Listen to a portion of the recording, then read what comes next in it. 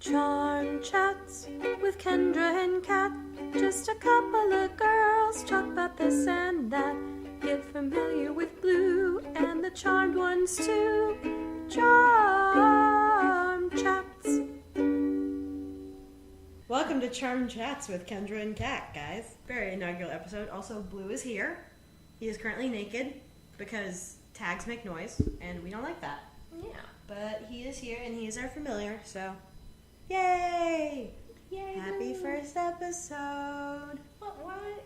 Okay, so how about we start talking about, how we got into Charmed and how we got into this podcast, and... Well, this podcast is all you're doing. It kind of is, isn't it? It totally is. Yeah. It is.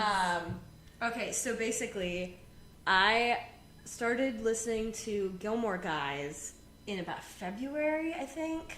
I was just looking for random podcasts to listen to because I was feeling like I didn't have a lot, and oh boy, did I overcompensate. Because Gilmore Guys was already into the middle of its 6th season, or going through the middle of the 6th season by the time I found it, and not 2 weeks after I started listening, they had a show in Chicago. And it was like, I'm not, and it's not spoilers for the show or anything for like Gilmore Girls for me, but I don't want to go because I don't know what the show was like. And they kept saying at the very beginning that it changes a lot over the course of the show. And spoiler, not really.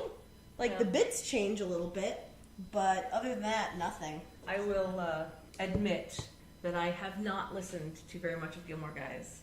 It's delightful. I enjoy them. I listened to the episode with Hank Green because I love Hank Green. Mm-hmm.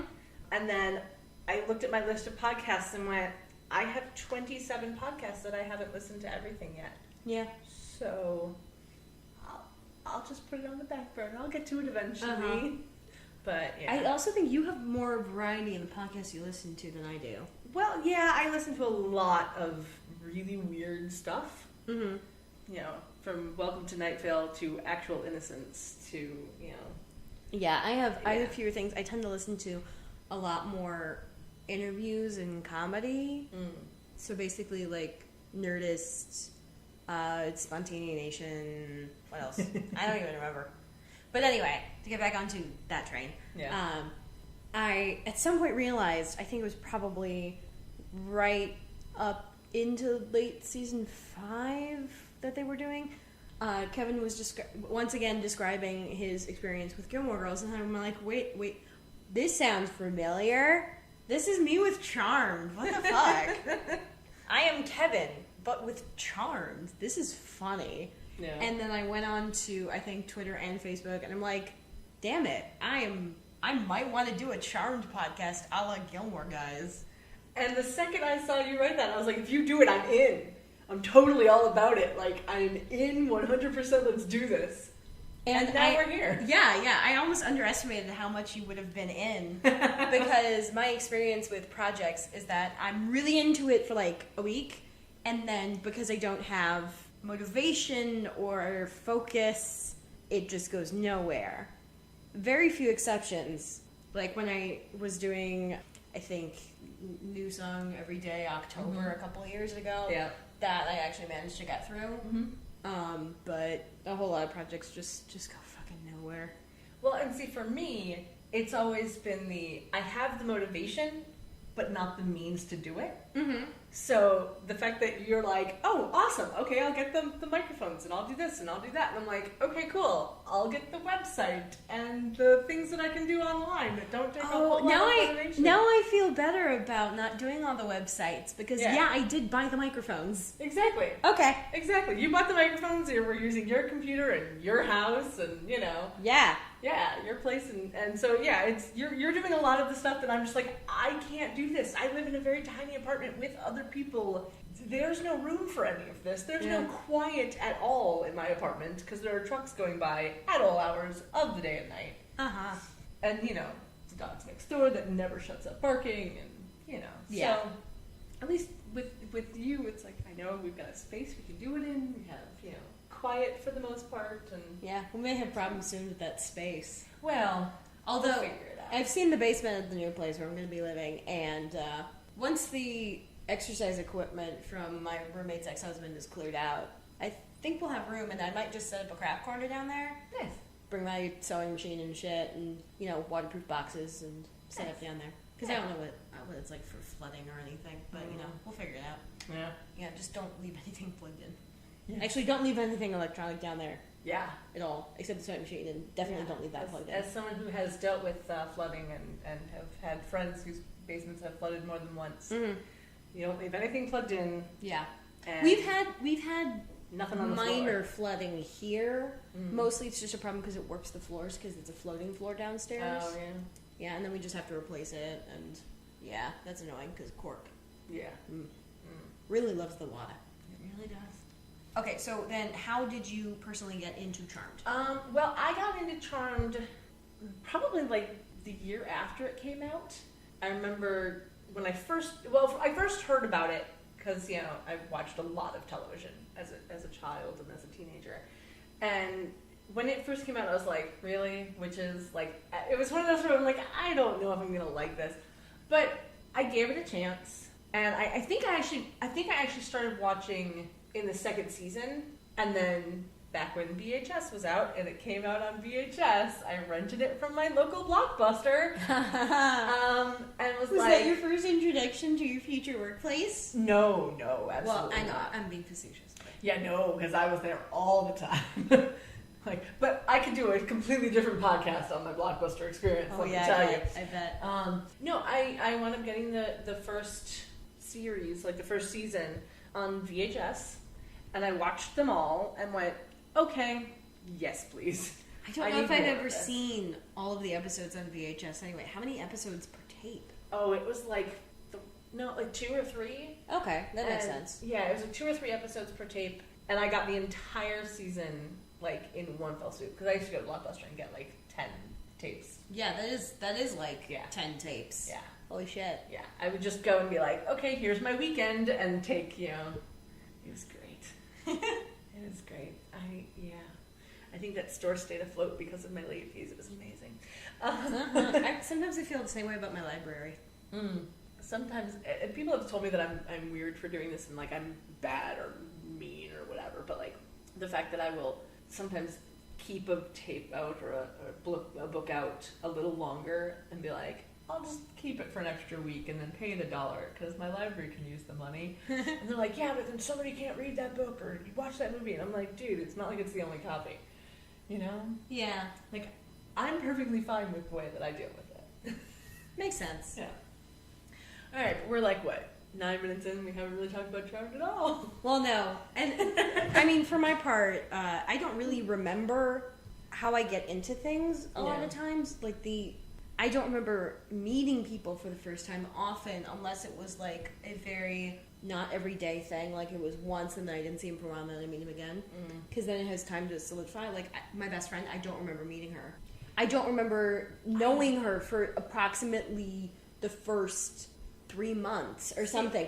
But I am told by her how this happened and it sounds very like me. I apparently sat next to her at the lunch table and started annoying her into friendship. Nice. And that's very me of that time, which is about the same time I would have been getting into Charmed. This was like 6th grade. Yeah. Which I think I might have gotten Charmed just a little bit before that, like during the summer when it would have been in like reruns on the WB. Back when it was the WB. Oh yeah, the WB. And I remember taping on VHS and I would draw the little triquetra on either side of the VHS like label. And I had a bunch of tapes and then I eventually had to slowly get rid of them. Which is kind of sad now because I would have loved to see what the original like promos and commercials might have been. Yeah. That would be fun. I think, like, I really wish that, like, on DVDs they had, like, the special features of the commercials that went with it because that would be amazing. Or just, like, the series promo and the promo for the finale. Like, that's one of the things I'm amazed Gilmore Girls manages to find is all those old promos. Yeah. Well, none of which I even remember. But, YouTube is an amazing resource. This is true. So I'm sure if we looked, we might be able to find something. But... No, but I can pretty much directly credit Charmed with my being an atheist. Nice. Which, just to very shortly go through, basically ends up like this. I start watching Charmed. I get into Wicca. I read all of the books. I formally align myself with it as a religion. And then I go, this is fun, but it still feels like pretend. Mm-hmm. And then I start calling myself an agnostic because every time I try to call myself an atheist around people get very uncomfortable. And then eventually I just get over that. Yeah, see, it is, the word atheist is just a very uncomfortable thing for people to wrap their brains around. Which I never have understood. Which personally, like, I've come to the realization that while technically I am an atheist because I do not believe in God as it is written in most religions, I believe that there is some sort of something out there. I believe in fate. I believe that everything happens for a reason. Because that seems to be the most cliche thing in my life, but it seems to be the one cliche that my life goes by. Like, I got cancer at 17, which is the only reason I graduated high school, because my history teacher hated me and was failing me for no reason. Yeah, that's a story for another day. But, yeah, so everything happens for a reason, even if you don't know what that reason is, and even if that reason has nothing to do with you, because that's the other thing, is you know, okay, here's a little side story. One of my very first boyfriends was a really cool guy and whatever, but he turned out to be a complete jerk because the day he turned 15, his grandparents bought him a car. He didn't have a license, and he wouldn't have a license for another 2 years. That's early. Yeah, he wouldn't have a license for another 2 years, but his grandparents bought him a car when he turned 15 so that he could, quote-unquote, practice. What's he going to practice? Like, it's technically illegal for him to drive it. Yeah. Why is this a thing? Not unless he has a learner's permit. No, he didn't. He didn't get his learner's permit until he was 17. Yep. That's a story for another day. But yeah, no, he was in my life, and I learned a lot about me, and I learned a lot about what I want from other people, and then he got into a car crash at the age of 18 because he was a horrible driver. And it was I've been driving since I was 15, I know what I'm doing, and then he crashes his car into a tree. I'm like, see? Everything happens for a reason. I mean, like, just generally on principle, he's now a much better person, you see. Yeah. Like, he goes, maybe I don't know what I'm doing. Maybe I am a bit of a moron. I mean, I personally believe in the power of cause and effect. But like, everything has a cause. Mm-hmm. Everything does not necessarily, for me, have a reason. Because there's some things that, like, don't have purpose. Like, but they might not have purpose for you. Well, yes. It might be purpose for somebody else. And that's why I say everything happens for a reason, but that reason might not be for you. Well, that's why I prefer to term it for me as a cause. Yeah, cause and effect. There is always a cause. Yeah. For me, there might not always be a reason. Like, sometimes I'm at the grocery store, and there might not be a reason why I'm still wandering the aisles, because I definitely don't need anything. But my brain is like, no, just wander. Mm-hmm. And I'm like, there's no reason for me to be wandering. I'm leaving now. And sometimes, granted, it's rare for me, sometimes I was not wandering because I still needed something and I just didn't know it yet. Mm-hmm. Most of the time, that's why I'm still wandering, and my brain is just telling me, so I just wander and I talk to myself in the grocery store. Mm-hmm. And I somehow don't get weird looks, but I think that's just because the tone I'm going in sounds like I'm talking to like a Bluetooth earpiece or something. Yeah, that works. Thankfully for Bluetooth, because now people can talk to themselves and not be immediate weirdos. But see, here's the thing, is you're wandering around, chatting to yourself about random whatever, and, somebody else walking down the aisle goes, what? Oh, I needed this thing, because you happened to mention it. You know what I mean? Yeah. Like, so everything happens for a reason. That reason might not be for you.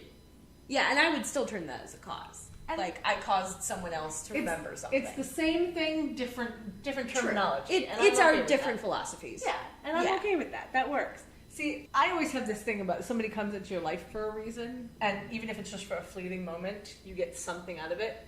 My ex-roommate, I swear to God, she came into my life to give me a recipe for salad dressing. Because this is the best thing that came out of that relationship. Oh, okay, that's why that's that specific. I hope she never listens to this, because don't tell her about it. But no, I'm not going to go into many specifics with her, but there was a lot of things that happened with her that was just like, why is this happening to me? Why is this happening to me? And then she gave me this recipe for salad dressing, and I'm like, this has now ruined me for all other salad dressing on the planet forever. And so, yeah. So she came into my life to give me salad dressing. What kind of salad dressing? It's a balsamic. It's amazing. I love anything involving balsamic vinegar. I will give you the recipe later. I drink balsamic vinegar on do the too. regular. Oh my god. Yeah. And apple cider vinegar. But that's only when I'm thinking I should drink some vinegar. Normally it's just, hey, balsamic. Yeah. It's a balsamic glaze based. Oh, it's so good. I'll give you the recipe later. It's 5 ingredients. My vinaigrettes usually end up almost 90% vinegar. Because I love vinegar. Yeah. Well, it's for me. I would get so chopped. I would so get chopped because I don't put enough fucking oil in. Yeah. See, because I guess we just got an explicit rating. Oh well, you've been. Yeah. We've had it for a while. Did we? Yeah. When did I first say fuck? It's like in the first minute or so, and then you said shit as well, and so yeah, we've had it for a while. I'm glad you're keeping track because I sure as hell am. Amped? Amped? I'm not. Wait, no, I think that's an acceptable contraction. Amped. I'm not.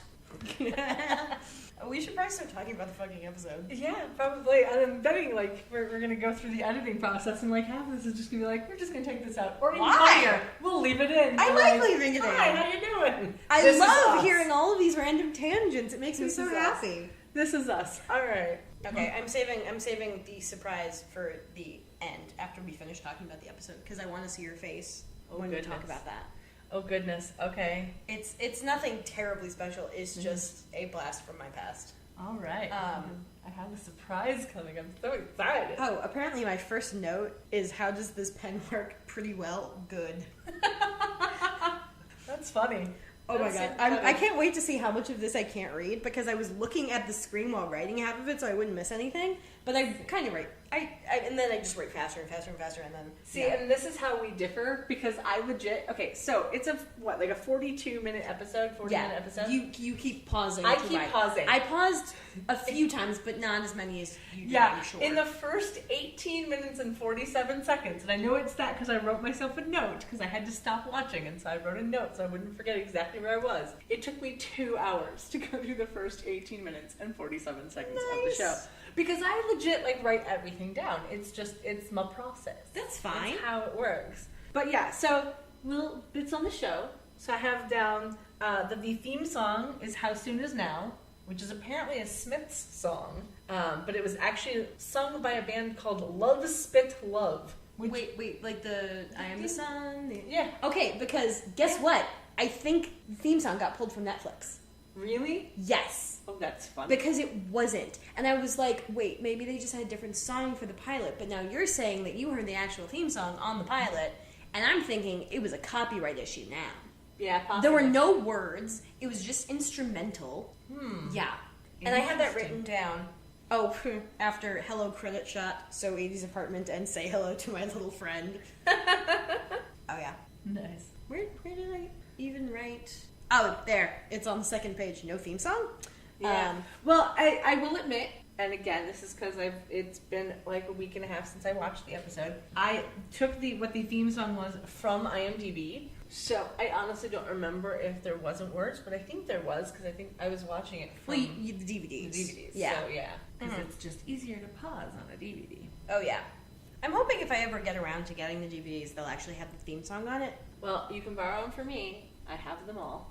I know. I'm currently working on getting all of Buffy. I think I'm only missing... I have all of that as well. 2 seasons now? I have all of Buffy. I have all of Angel. I have all of Dollhouse. Anything Joss Whedon. Yeah. I probably. Okay, so my first actual note on the show is that it really started almost exactly like a bunch of Criminal Minds episodes I've seen.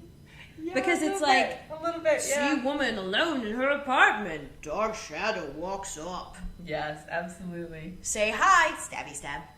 Yeah, and like that apartment was very like early 90s, late 80s Floridian, like if you lived in Florida. Which is interesting because it's supposed to take place in San Francisco. It kind of makes sense there because, you know, some of the design elements might transfer over. But it was just like the type of plants and the patterns on the furniture and the type of furniture was very like... Okay, this is extremely dated, and it was all very light-colored. Well, to be fair, it did come out in 1998. I know. So I was 18 when it came out, which is just so weird. Oh, yeah, and then the woman's altar was, like, covered in leaves, and based on that apartment, I wouldn't think she would be the type to want to clean up leaves every fucking time that she does a ritual. You just leave them. You just leave them. First pun of the day, people. Other than our theme song. Yeah, and we get to see the cat for the first time. And we get to see one of those nice credit shots. Yeah. With the pointing and the candles. I love them. Yeah.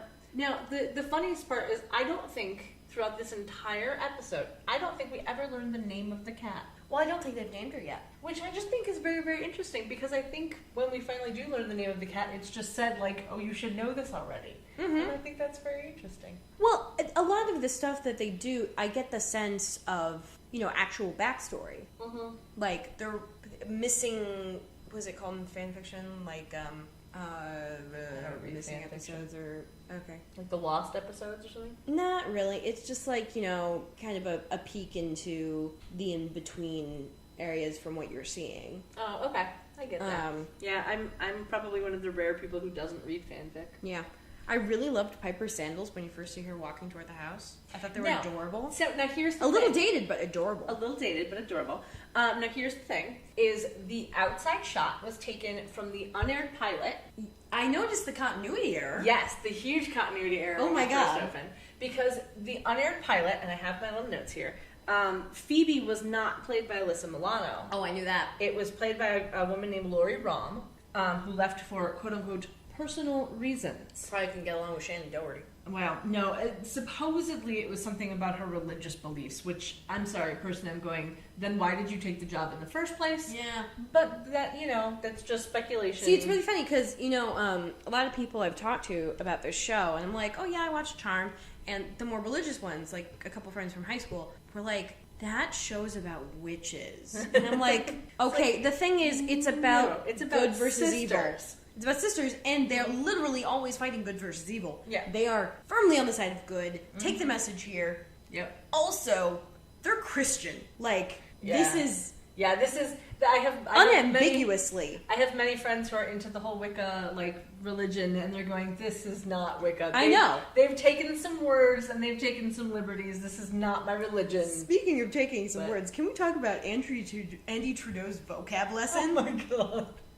It was so cringeworthy, but in the most delightful way for me. Oh, jeez. Because every time he talked, I was just like, oh my god, Andy, no. These words sound completely foreign to your mouth. Stop it. Absolutely. But again... I think I called him, oh my god, Andy Dictionary. That's what I wrote. Well, and again, in the first unaired pilot, he wasn't Andy. I figured. It was a different guy. And so there was a lot of change that they had to make. But yeah, including that goddamn umbrella. Yeah, so this is the continuity which I only noticed on the second time through, because the first time rewatching after a really long time, I don't even know how long it's been, was at lunch yesterday. And see, here's the thing, there used to be a website, I don't know if it's still around because I haven't been on forever, which was called nitpickers.com, and I was a registered nitpicker. Oh my god. I had over 1,000 continuity errors. I'm so glad! I think it's part of, because I have ADHD with OCD tendencies. Yeah. And so I noticed these things that catch my eye, and the umbrella was the first thing that caught my eye, and I'm like, wait a second, rewind.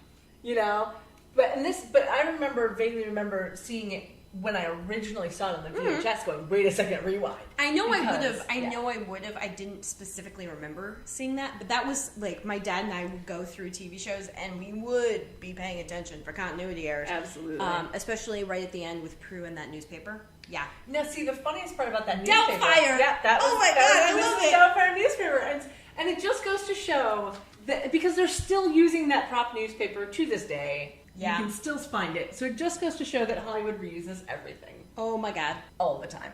Oh yeah. Yeah. So when she's first outside, the umbrella is a black umbrella with a white rim around it. Yeah. And then she gets inside, and it's a floral pattern with yellows and pinks. And then I look at all the other umbrellas that are on that rack. Mm-hmm. None of them match. Because here's the thing. It was a continuity error because they had to reshoot the show. Now, I don't understand why they couldn't find another black umbrella. Even if it was if it was just all black or whatever, why did they get one that had a freaking pattern on it when the umbrella when she was outside had no pattern at all? It's it drove me crazy. But now here's the thing. Everybody notices the continuity error of the umbrella. Nobody notices the purse is different. I love Except me. I love When she was outside, it was a brown purse that was over her shoulder. And when she comes inside, it's more of a backpack style purse. I was watching the sandals that entire time. That's why I didn't notice. See, and I think the shoes are different too. When they were outside, they were like a little wedgie thing, and when she comes inside, they were heels. Okay, like so heels. The first time Jeremy is mentioned, my immediate thought is, who the fuck is Jeremy? And because the name was completely foreign to me, I'm like, what the hell? And then as the contest come in, I'm like, oh, right! Of course, that asshole. And then my favorite is the pop culture reference of the Wolfgang Puck knockoff, which made me laugh so hard. They were talking about Chef Moore. Yeah. And I think it was Prue calls him the Wolfgang Puck knockoff. Which I thought was the funniest thing ever, because I still to this day can't stand Wolfgang Puck's food. I think he is pretentious and just overrated so much. So when they called Chef Moore a Wolfgang Puck knockoff, I was like, that's hilarious. Yeah. Because Wolfgang Puck is a knockoff himself of himself. Yeah. It was it was just the entire episode when they're kind of revealing backstory and stuff that happened before, like the exposition, backstory / exposition, I would say. Like I just abbreviated to expo every time. Yeah. And sometimes it was okay, sometimes it was good, and sometimes it was just like, I understand why they need to have this, but it's still a little pedantic. Yes, but you also have to remember, made sense. It made also, sense. It was in the 90s. And it was in the 90s, exactly. It was the late 90s when they had to talk down to their audience because, people are stupid and we have to speak down to them. I know. So they understand absolutely everything. Yeah. Oh, that was a cute Ouija board, though. I love the spirit board. And did you notice my favorite part of that Ouija board? Which? The numbers. Oh. The 4 was correct! Yes. Yes, it was very nice. I have a thing about 4s in Roman numerals, and it was correct. It wasn't 4 eyes. I'm so happy. She gets so excited. I know, I really do. I love, I'm not a Ouija board fan. I've had many experiences with Ouija boards that people would be like, that's crazy, you're stupid. I'm like, no, it's legit, like a thing with me. But that spirit board was just so pretty. Yeah. They did such a good job. Yeah, it's like some kind of bird's eye maple slice. Yeah, it's lovely. There is a message for you. Oh, I forgot to turn off my phone. Well then, that's $1 in the jar. What fucking jar? I'll get a jar. It'll be fun. You'll have a jar, I'll have a jar, I'll have a Binks. Yes. How you doing, Blue? I feel the tail wag. Yep. The spirit board is a beautiful slice of wood. Yes. So nice. And it's like, I think it was like burned in, I think that it was like etched. Yeah, wood burning, like etching. Yeah. It was so well done. It was just really pretty looking. I know. It was very so nice. Cute. So, the what I have written is no vision. OTN for on the nose. That was just like, okay, writers. Yes, absolutely. That was she has no vision, no sense of the future. To which I wrote, it was a little broad. To which I wrote, well, that's ironic. And then, of course, as they walk out of the room, the pointer moves. Ooh. And then they probably did that with like a magnet or something, or a string, like a piece of true, like fishing wire or something. Yeah, it could have been. And then we get the theme song and the opening credits. And that one, okay, granted, some of the shots I have a problem with, but for some reason, the bit where you like see the skirt coming over the legs, I always am just like, really? Panty shot? Come on. Yeah, well, it was the 90s. What I found very interesting was that Shannon Doherty got top billing and Holly Marie Combs came in second, which is fine. But then you get T.W. King, who plays Andy, coming in third, and Dorian Gregory in fourth. And then Melissa Milano Melissa Milano. She gets final billing, which is great. Yeah. Because final billing is actually where you want to be. Yeah. Like, first and last is where you want to be. Because first is like, you see my name first, rawr! And last is like, you'll remember me because I was there last. Yes. Which is why, when it came to our billing, I was laughing, going, well, which one of us is going to do it? Which one? Ah! And then, the rhyme, it just worked out nicely. No, because on Gilmore Girls, Edward Herrmann is like a special guest or something. Mm-hmm. Like, he's something where he negotiated the top level of like guest starring role, and so I don't know all of the terminology for that because I'm not in the industry, but cool. Yeah. But I knew that, like, top billing and bottom billing, like the first and the last, those are the ones you want. But I just thought it was very interesting that Shannon Doherty got first billing, and Alyssa Milano got an and next to her name. Mm-hmm. It's like, and Alyssa Milano. Yeah. It's like, that's right, I'm here. That kind of like, all right. So I thought that was interesting. And this is the first time we get to see Daryl. Yes, who doesn't believe in witches because he's our straight man for the entire fucking season. He is in the entire season. Yes. Series. Entire series. I think. Is he? Yes. I am 99% certain. Oh. I'll have to look that one Granted, I kind of got a little out of it by the 8th. There were 8, right? Yeah, something like that. I remember Kaylee Cuoco coming in. Oh, man. And that's... And then it slowly just petered up. I remember watching the last episode, and I'm fairly certain Daryl still exists. I don't 100% remember. I vaguely remember him still being there, but it's been so long. But I'm pretty sure he's the most consistent male person on this show the entire time. And person of color. Yes. So that was always, like, I legit thought, I was like, all right, cool. Like, it wasn't a thing when it first came on where it was like, oh, there's a black guy in a role, woo! Like, that wasn't a thing. Yeah. It's much more a thing now. Yeah. But it was like, oh, all right. And for a show that, as I recall, isn't very good about the diversity. Yeah, there's a lot of white and does a lot of cultural appropriation. Yeah, a little bit. Spirit walk. Yeah. We'll save that to season 6, I think. Yeah. There's a lot that they did wrong. Yeah. But it wasn't as big of a deal back then because it was, whatever sells. It wasn't as big a deal as the amount of hair gel Andy had. Yeah, or the tightness of the clothing that Alyssa Milano wore. Or the smallness of the shortness of all of the tank tops. Yeah. I believe that was a couple of notes of mine because, like, I Prue's tank top was really short, and Alyssa Milano is wearing, like, that weird crop top t-shirt. Yes. Like, just like, this is so 90s. No, I'm sorry. Crop top shirt and pajama bottoms. Like, what? No, and then, where the pajama bottoms sat, it reminded me of that rule from the 60s TV shows where you weren't allowed to show a belly button. Mm-hmm. Yes. So all of the Star Trek outfits and I Dream of Jeannie would have like a weird strip covering the belly button. Yep. And otherwise it would be like really revealing. Yep. Because that was the thing, But hey, when you think about it, there's a lot of reasons that fashion happens because of those things. Mm-hmm. Okay, so the plants in the Halliwell house clearly get no light. I don't know why they're there. Well, see, here's the other thing. Is the unaired pilot was completely shot inside the house that is the outside outside shots, I guess. That's got to be cramped. Yeah, it was super cramped. But when they redid the pilot, when Laurie had to leave and they brought in Alyssa, they made a soundstage and they kept that soundstage for the rest. Well, they probably had more money for that. The pilot is mostly for network purposes. Yeah, exactly. But you can tell which scenes were in the house. If Alyssa Milano wasn't in them, you could tell which scenes were in the house first. And, like, when they had to, like, switch it. Because you can see little things like the living room changes a little bit. And it's just so funny. Especially if, like, you're not looking for it. And then you're just like, wait a second, that wasn't there. It's very interesting. I would like to make note of how there's somehow a range on that kitchen island that is basically a butcher block table. Yeah. That is not functional. No. That cannot be functional.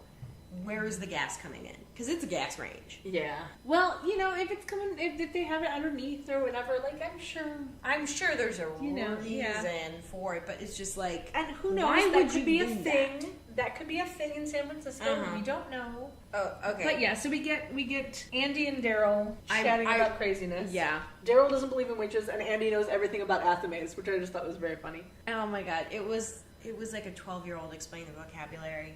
Well, and the funnier part, too, is that it looks like Daryl is, like, above Andy in rank. So it's like every time Andy's like, well, no, this is what it really is. Daryl's just like, bitch, I'll call rank on you so fast. Yeah. Like, you can just see it in his eyes, like, I'm gonna do it. I'm gonna do it. I didn't get that sense that they were of a different rank. Really? Like, maybe he had a different partner before he went to leave, and Andy was slightly newer to being an inspector.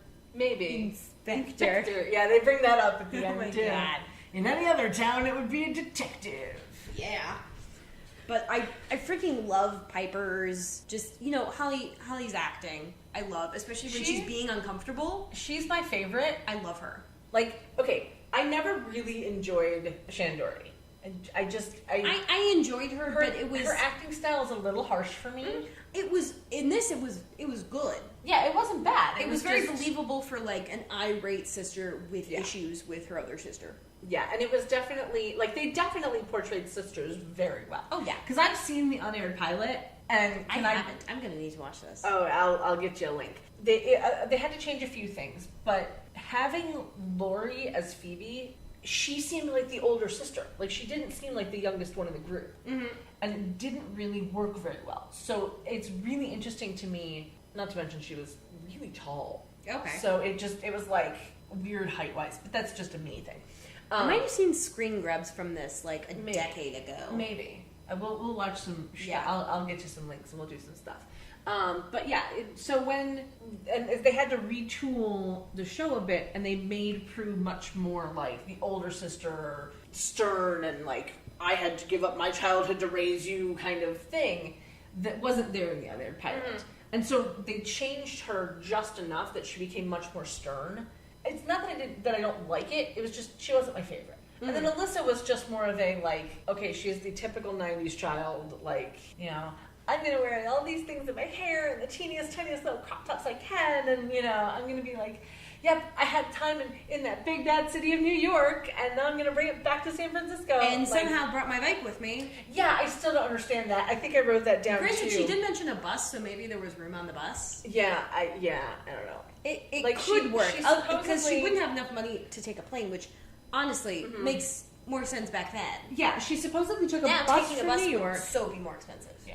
It was either a bus or a train, but she got probably a series of buses. Yeah, she got from, well, it might have been a Greyhound, because that goes like cross country. But she went from real fast to San Francisco, and then took a taxi to the house. It probably would have been a Greyhound to a transpo center. Yeah, probably. But I'm going with a bike. Like, was she sitting in the front seat of the taxi? Because I don't know how the bike would fit in the taxi. Yeah, because they didn't have like big taxis like they do now. Like they didn't have like the huge or handicap or anything. Yeah, like, they didn't have that back in the 90s. Fuck the ITR. Yeah, I don't know. It's a thing. Holly just worked as Piper for me. Oh yeah, like, she was my favorite. She always works as Piper. I liked her power the best because that was the power I wanted. Yeah, I loved when they switched from the shot where he is clearly like visibly frozen and she is waving at the wrong area. Yes, oh my God. To the bit where she's like getting the port, which granted, like, you need time for that port to meld into the sauce. Well, this would not work. Yeah. Well, I'm sorry. Did you also get the continuity error with the port? We're getting ahead of ourselves in the story, but she takes the turkey baster. Yeah. Does like the tiniest little like touch of the thing, and the sound it makes is like it just sucked up a gallon of liquid. Yeah. And then she wings it over, and there's like a good amount of liquid. It sounded like an oil can. It didn't sound like a turkey baster. Yeah, and I'm like, there's no way she actually picked up any liquid in that, but okay. And then she just pours like a little dribble of it on top of the noodles, and somehow it's delicious and the best thing ever. I would have put it in the pot, stirred it around, and then put that on. Yeah, but you know, she didn't know how long her powers would stay, have them frozen because she wasn't. Well, no, because it's a plot device. It's supposed to be the second she gets it on. Absolutely. But still, like, the second she gets it on could be like she puts port in the sauce. Yes. And stirs around and then puts it on. Yes. Like, absolutely. You can adjust that. Absolutely. But it would make it more difficult later for the timing for her freezing and then trying to get away. But yeah, well, but see, here's the thing: is there's a lot of continuity errors just with her power. Oh yeah, because the nature of it. And we'll talk about it. We'll talk about it when we get like same thing happen. But I love when she turns to get the wine in the turkey baster. Mm-hmm. You see, he's just frozen there. Mm-hmm. I swore I saw his arm move just the teeniest bit. Maybe it might have. But, like, we'll talk more about the continuity of their powers later, because there's a few things that I have problems with. One thing I didn't understand is why Phoebe calls Piper Chicken Little. Like, she's right at this point, she's not the youngest. I feel like it's referential to future episodes because she's a warrior. But we don't really know that yet. Well, but that could be our clue as to why. Mm-hmm. I don't know. But yeah, like I said, we've jumped way far ahead. Yeah. I'm about to jump a little back. Yeah. Because I really love the insult Armani wearing Chardonnay slugging trust funder. Yes, it's so beautiful. It's lovely. Which then you meet the guy and you're like, there's no fucking way he has a trust fund. No, absolutely not. Or where's Armani? Like, how ill-fitting is that outfit? Exactly what I said too. Which I get is kind of a product of the time, but still, like, come on, have a little tailoring. No, but if we back up just a little bit, back at the crime scene was when we first see Jeremy. Yeah, I know. Because Jeremy supposedly works for the San Francisco Chronicle. Yeah.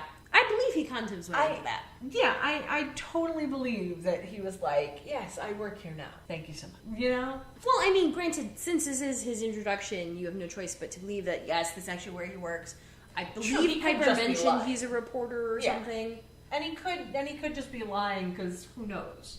Yeah, and then, and then later she doesn't seem surprised to see him on the TV as a reporter. Like, that all makes sense. But the second I see him is really when it clues in, and I'm like, yeah, he doesn't look like a reporter or like someone who would be into Piper at all. Mm-hmm. As judgmental as that is. Well, see, and I'm especially now after watching all of the other like crazy shows that I've watched. Yeah, like you're automatically cynical about who's going to be the bad guy. Yeah. And it's like, okay, well, we have the two cops. It's like, well, the cops can't be bad guys, right? Yeah, not at this point. Right. And you know the sisters aren't going to be bad guys. Not when they've got a not when a they're kind in of the credits. Mulder Scully thing going on. Yeah, but it was also for me. It was like, well, the cops are going to be the bad guys. They're in the credits. Yeah. So it's like, okay, well, who's the next person we see? Hey, look, it's Jeremy. He is suspiciously attractive. Well, not my type, but I'm saying like conventionally for that time in the TV, like he was very 90s cute. Yes. Yeah. But see, now here's the thing: is my brain? I was like, okay, so who's going to be the bad guy? Is it going to be Jeremy? Is it going to be Chef Moore? Because those are the two people who aren't in the credits. And Chef Moore was too obvious of an asshole. It really was, right? It was like he's kind of a dick, so he can't be the bad guy because he's a French dick. Like that's he's just a jerk. Yes. Like so it's gotta be Jeremy. Like this is where your brain goes. He's a petite bite, which is I just learned this. Apparently, a petite bite is the way to say little dick in French. Like it's slang. All right. Just like petit mot is the way to say orgasm. All right. Yeah, little death. I got that. Yeah. I don't know why. I don't know if this is even true. This is what I've been told. But yeah, works for me. But yeah, we come back to the house and Phoebe is just showing up, and I love the fact that she's like, oh, I have to pay the cab. That timing was really sitcom-y. I loved it. It was really nice. I mean, it didn't really fit in, but I thought it was funny. It worked out nicely. But I just love the fact that Piper grabs Prue's purse to go pay for the taxi. That was clearly for her not being okay with Phoebe being back. Yeah, that was like look, woman, she's here, get over it. That was very sisterly. Yeah, that was very much a sister moment, and I loved it. I mean, neither of us have ever had sisters, so... Or have you? No. Okay, I have an older brother, and that's it. Same. Yep. But I also enjoy that we get the moment of Prue automatically assumes that Phoebe wants to sell the house. Like, that's a sister thing, too. It's like, I'm mad at you, so I'm going to assume the worst of you right now. It's like... Well, she projected her fears for the house because she clearly loves it. Yeah, absolutely. She might complain about the electricity not working, and, it's an old house. It's got quirks. Mm-hmm. It apparently survived an earthquake in 1908 or something. Yeah, well, the house has been in their family for generations. Yes. And we will Don't need to tell me. I've been in this family since birth. Yeah. That was an example of bad expo. Yeah. Badly written. It was badly written and slightly badly acted, too. Yeah. It was just a little over the top. Okay, so... But then we find out the reason why Prue is mad at Phoebe. Yeah, and I liked that Phoebe... I never touched Roger.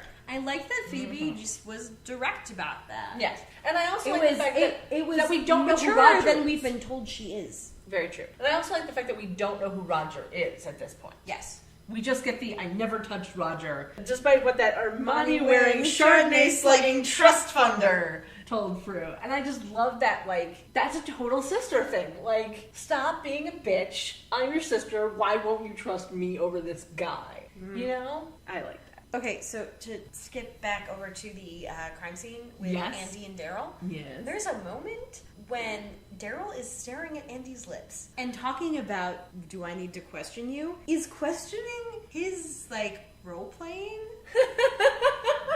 It was not a short moment. See, I don't read fan fiction, but that was like fanfic waiting to happen, and I totally get that. Absolutely. At the time I was watching this, I would not have been into Slash much, except for probably a little Harry Potter. Mm. So this, noticing and going back now, I'm like, he started his lips for like 2 beats too long. 2 weeks too long. 2 beats too long. Oh, okay. Not 2 weeks. 2 weeks too long. No. That made it even funnier. And then the line he sang at the time just really like stood out to me. So yeah, I wondered if questioning was his version of role playing. Nice. I don't know what that note means. How many times has she told the story? See, this is why. The story about Jeremy. Oh, okay. About meeting Jeremy, because it sounded very rehearsed for her. Yeah, probably. Like probably she's rehearsed telling it to other people in her head a bunch of times, and rule of life. True sisterly affection is getting disgusted by your sister's love life, but still hoping she has success, so she'll be off your case. That felt very nice to me. Yep. And of course, Phoebe's eyebrows during that whole spirit board scene. Oh, I think that was my mom. It's on the couch. That was not one of ours. No, it wasn't. The ghost. But I love Alyssa Milano's eyebrow acting. Yeah, it's great. I don't know if I mean that sarcastically or not. I honestly don't. Hey, there's nothing wrong with liking some eyebrow. Yeah. It's perfectly fine. No, I kind of enjoyed the little moment when they're back in the house. Phoebe's upstairs in the bedroom ignoring the TV. Oh. And they're talking about, and she sees Jeremy on the TV, whatever. That's my boyfriend. And, yeah, Piper's like, oh yeah. And Phoebe goes, some woman got whacked. Which is just the most New York thing to say. And even stereotypically New York. And even Piper was like, you've been in New York too long. And then it was one of those where it was a cute little sister moment where it's like... See, now that reads as, what do people in New York say? Yeah, exactly. Then I don't know if it would have read that as strongly. Yeah. Uh-huh. And then the other little sister moment that I thought was adorable was Phoebe questions Piper why she didn't tell Prue that she was coming back. And Piper responds with, and risk her changing the locks? Yeah. Which was just like, yep, I could totally see that happening. Absolutely. Which granted, even if Prue had changed the locks, Piper would have gotten Phoebe an extra key and put it in the hide key. Mm-hmm. Yeah. Yeah. Yeah, it would have happened. Which, Prue wouldn't even have had to change the locks. She would have just taken away the hide key. I think how many times that she told that story was possibly the fact that Prue practically had to sacrifice her own childhood. No. I remember right, because this is directly before the bit about the sex life. All right. Casual masturbation reference. Enjoyed. Yeah. Very much enjoyed. Yeah. There's like a lot of little moments, like when they were playing with the spirit board, it was the asking, is Prue ever going to have sex with someone other than herself? Ew! Please say yes. Like that moment was just like, that's why I wrote down the life rule. Yeah. It was great. Great. And then of course when it was very sisterly when Phoebe's like, guys, come look at this, it moved, and they're both just like, I don't think so. He was like, did you move the pointer? Because you always used to move the pointer. And then a couple moments later, Prue's just like, did you move the pointer? Because you always used to move the pointer. It's like, God damn it, they really are sisters. Like, that's how you feel. That's great. good. They did such a good job. Oh, and Piper's note about horror movies. Yeah. Mm-hmm. Very, very astute, Piper. Yeah. You would not die first. No. And not just because you're the virgin archetype or whatever it is. Yeah. See, and then we go back. This is again one of those little continuity not like continuity error, but like a factual error we go back to the crime scene and we have the cat sitting on the back of the couch or whatever, or on the table, and Daryl says that the cat has been clawing the crap out of everybody, and then Andy picks her up without a problem. Now, if the cat was clawing the crap out of everybody, they'd have found a box to put him in. Like, they'd have found something to contain the cat. Oh, but it's a crafty kitty. I understand that, but, that cat would be contained somehow, they probably would have called animal control. Yeah. But who knows how long animal control would take. Very true. But here's my other question, is why was the cat clawing the crap out of everybody? Was everybody in that room a demon? Because, come on. I think the cat was just, it knew who it was waiting for. Yeah, could be. It was like, hey. It was waiting for someone to say the word athame. Yes. It was like, oh, you know what one of those is? Okay, I love you. Yeah. Red, blue. Yeah. No, he's almost conked out. Yeah. Yeah, it's alright. Oh, nope. There goes the tail. I feel it. Oh, yes, here we go. Short ass tank, short ass T. 90s midriff, hello. Yep, absolutely. Absolutely. Also, that attic is like my quintessential attic. I love that attic. Now, see, here's the other thing with that house. If you look at that house from the outside, that attic does not exist. No. There's no way that attic is in that house. No. I wrote that down too. Like, there's no way that attic is in the house. If you made the house about 40% bigger, maybe. Maybe. But, like, there is no Proportionally, way. no. Yeah, there is absolutely. Lovely. CGI moonbeam. Teehee is what I have written down. Yeah. Because it's just like emanating from the box. The box. Like, I kept trying to read the title on one of those spines and I couldn't. I kept pausing it, but like her arm would get in the way just as it was getting legible. Yeah. I wanted to find out what that was. I don't know. I don't know either. I don't know. I'll like I said, we'll go to the DVD and we'll go screenshot by screenshot. Also, on that spell that Phoebe's, of course, reading aloud, because that's what you do with strange books that appear to be written in rhyme. Hey, you know, when the attic door they've been telling you that they can't get into the attic, and then you go to try and get into the attic, and as soon as you turn around, the door opens. My immediate thought would be like, yeah, let's go find it in the first book I see. I'm just going to start reading it out loud because, you know. Yeah. Overall, Phoebe is like way too into all of this, which maybe is their idea of how the baby sister would accept all of the things. Yeah. And mysticism and shit. Which, you know, considering what we learned in the future about their past, a sentence I really enjoyed saying.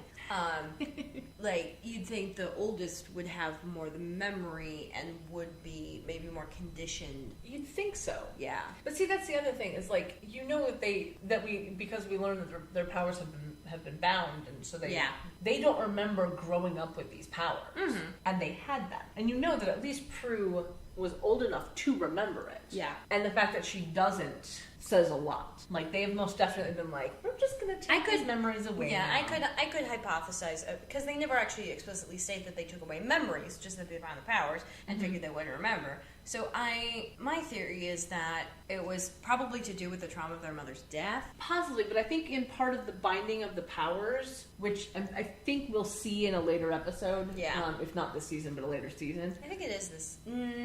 I think it is this season. Yeah, it's either like later in this season or early next season. Yeah. But I know it's got to be in the first two. Yeah.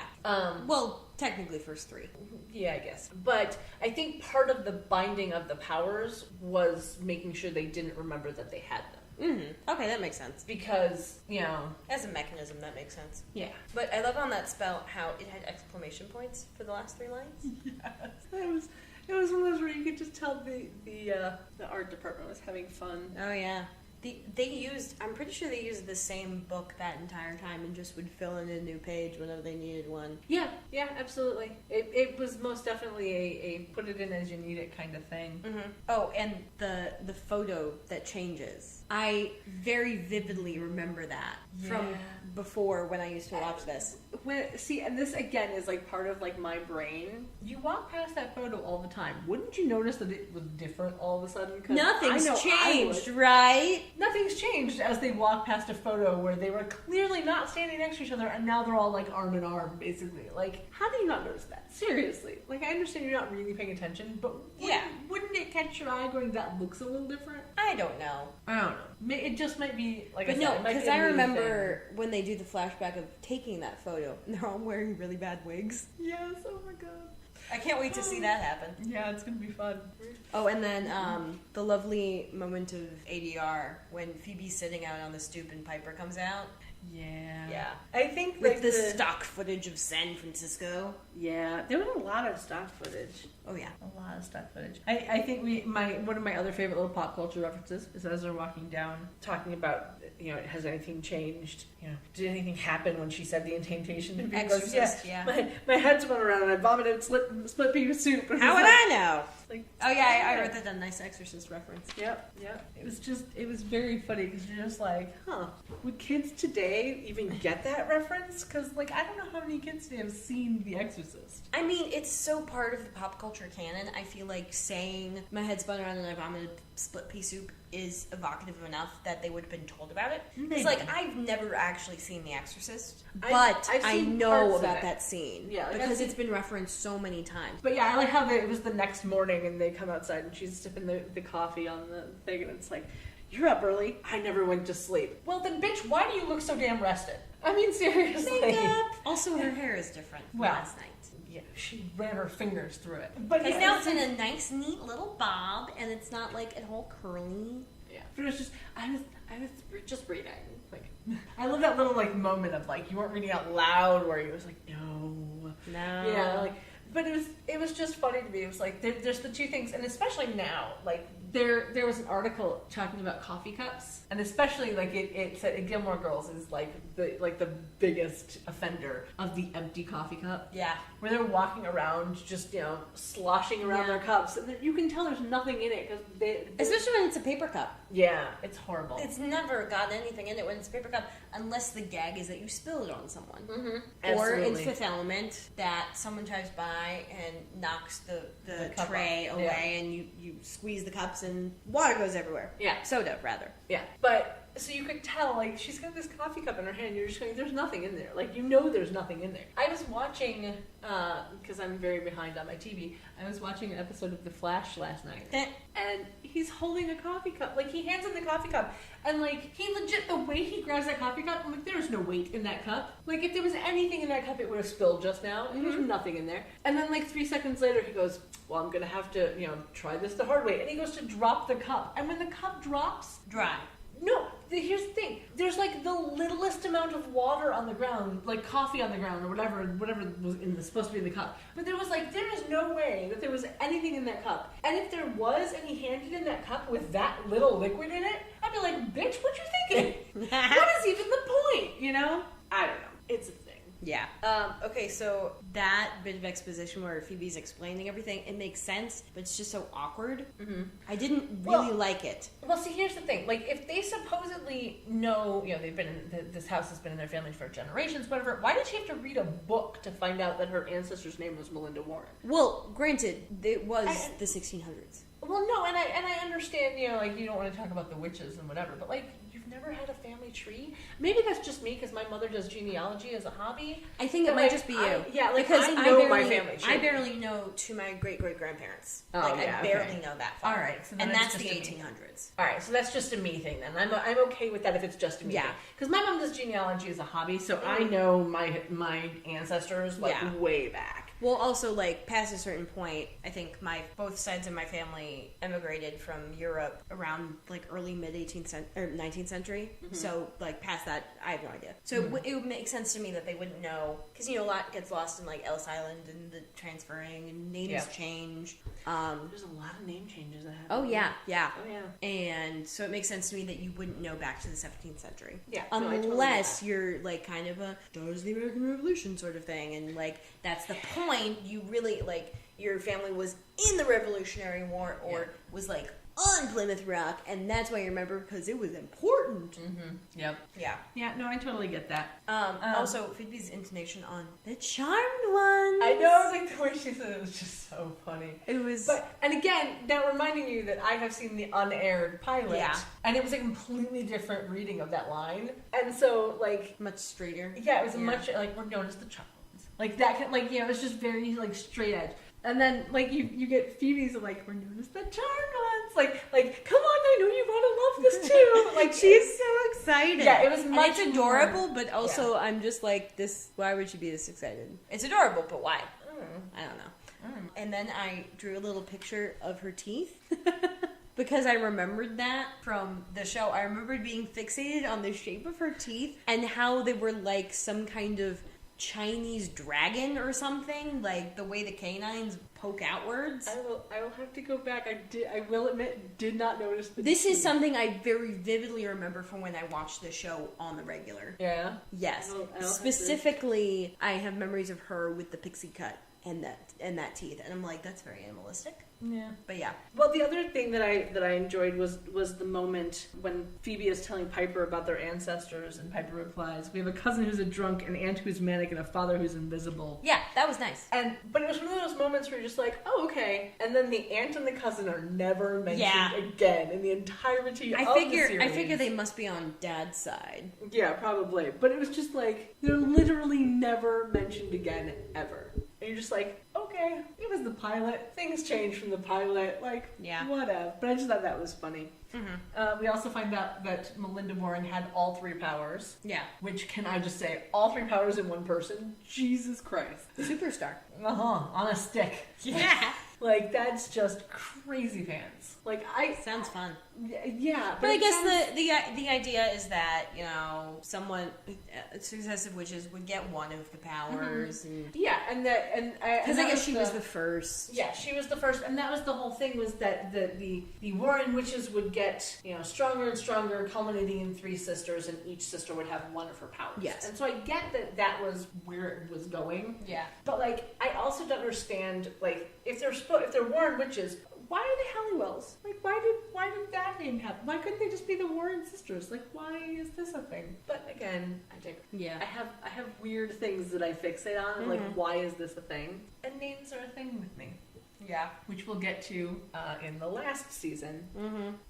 Yeah, because let's see. And then we get to see Prue at work at the American Museum of Natural History. That was called. I never caught the title. Mm-hmm. Yep, that's why I write everything down. With Roger. Yeah, who has the fakest glasses ever. Oh my god, it was so bad. As someone who wears glasses, and you understand this, there's no reflection. Those glasses have no lenses in them. No, they have lenses. They're completely flat. Yeah, like no, I noticed a reflection. Oh, there was. Yes. Okay, but like I never saw a reflection. I'm just like, really? Yes, they were uber thin. Yeah. Zero curve. There's no distortion. Like, you have pretty thick glasses. I have pretty thin. That you can still see a distortion with mine.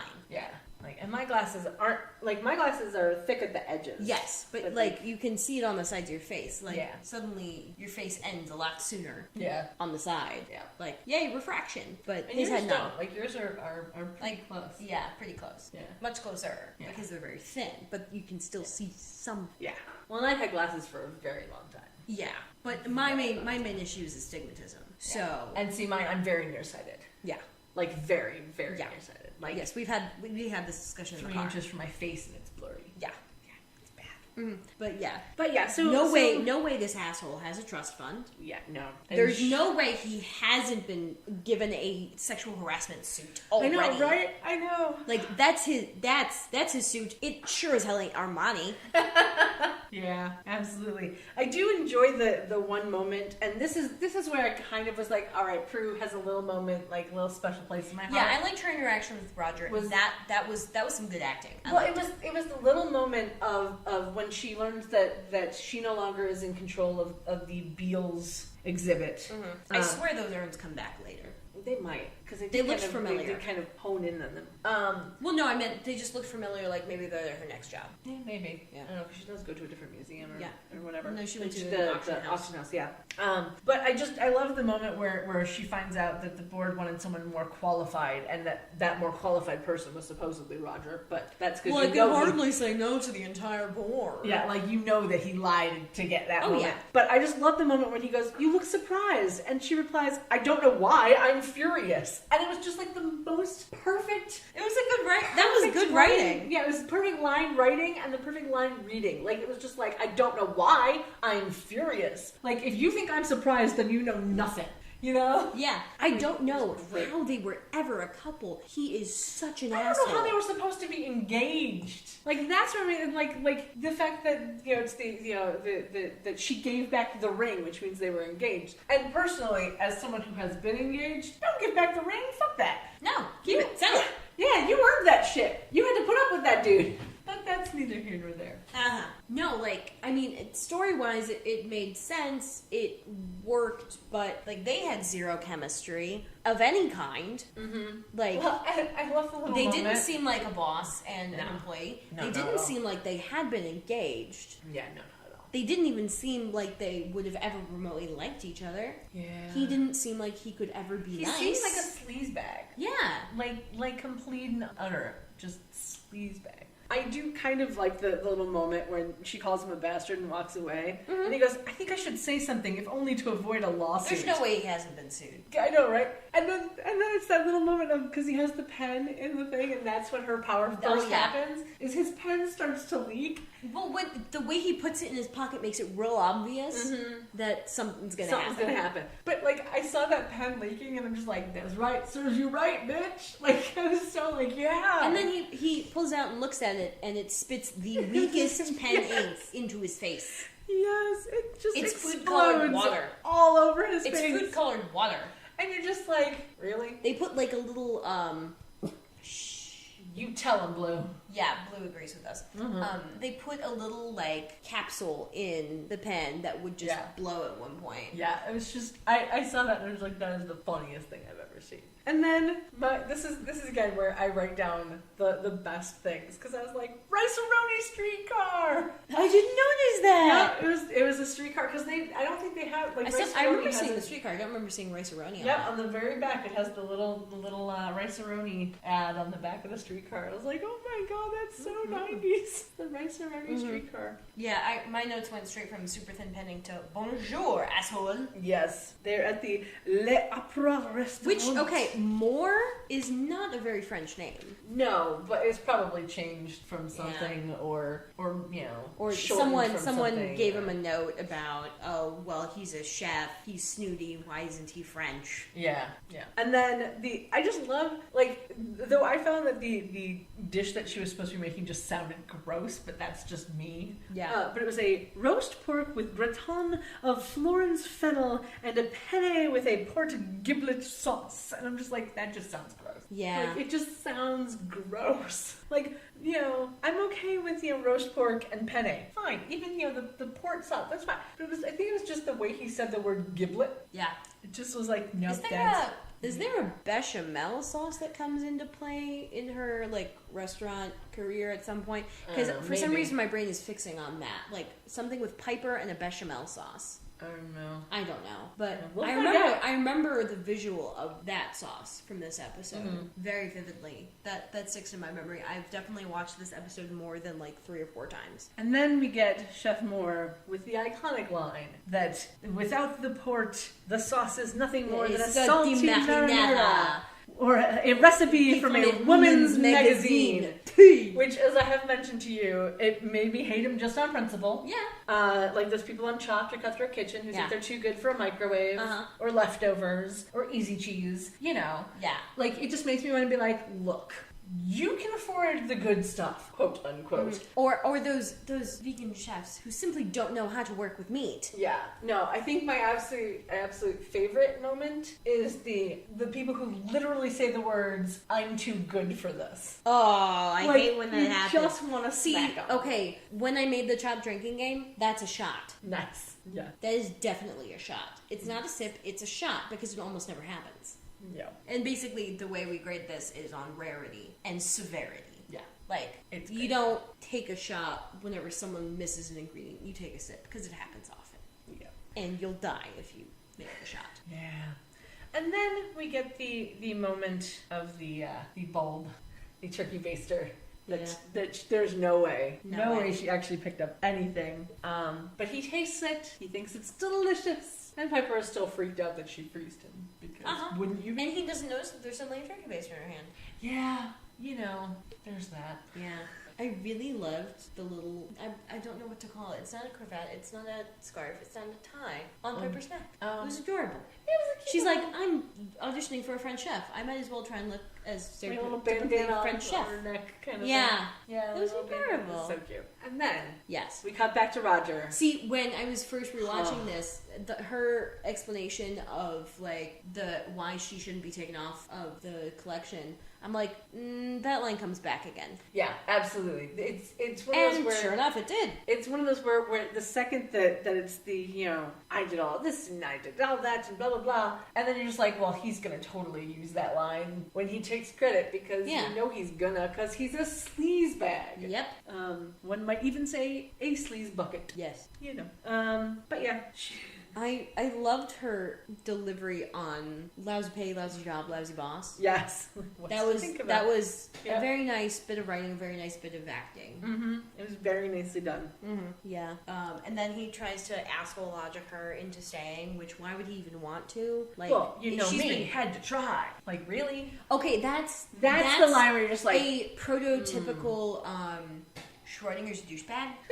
You say something offensive and you wait to see how it goes before you decide if you're joking or not. Yep, absolutely. And then she has that beautiful hair flip, and he has the lamest reply ever, which is, "I hope you don't have any office supplies in your purse." Yes. And then immediately, flashback. No. Oh, before that, I loved the little moment of where she says that I thought breaking up with you was the best thing that I'd ever done, but this definitely tops that. Yeah. Like, yes, that you nice. Get it. And then he has to cut the his office tie supplies. off his neck. Yeah. Oh yeah. And then that was just. Yeah, I went straight to the hair flip. I'm like, that's a beautiful.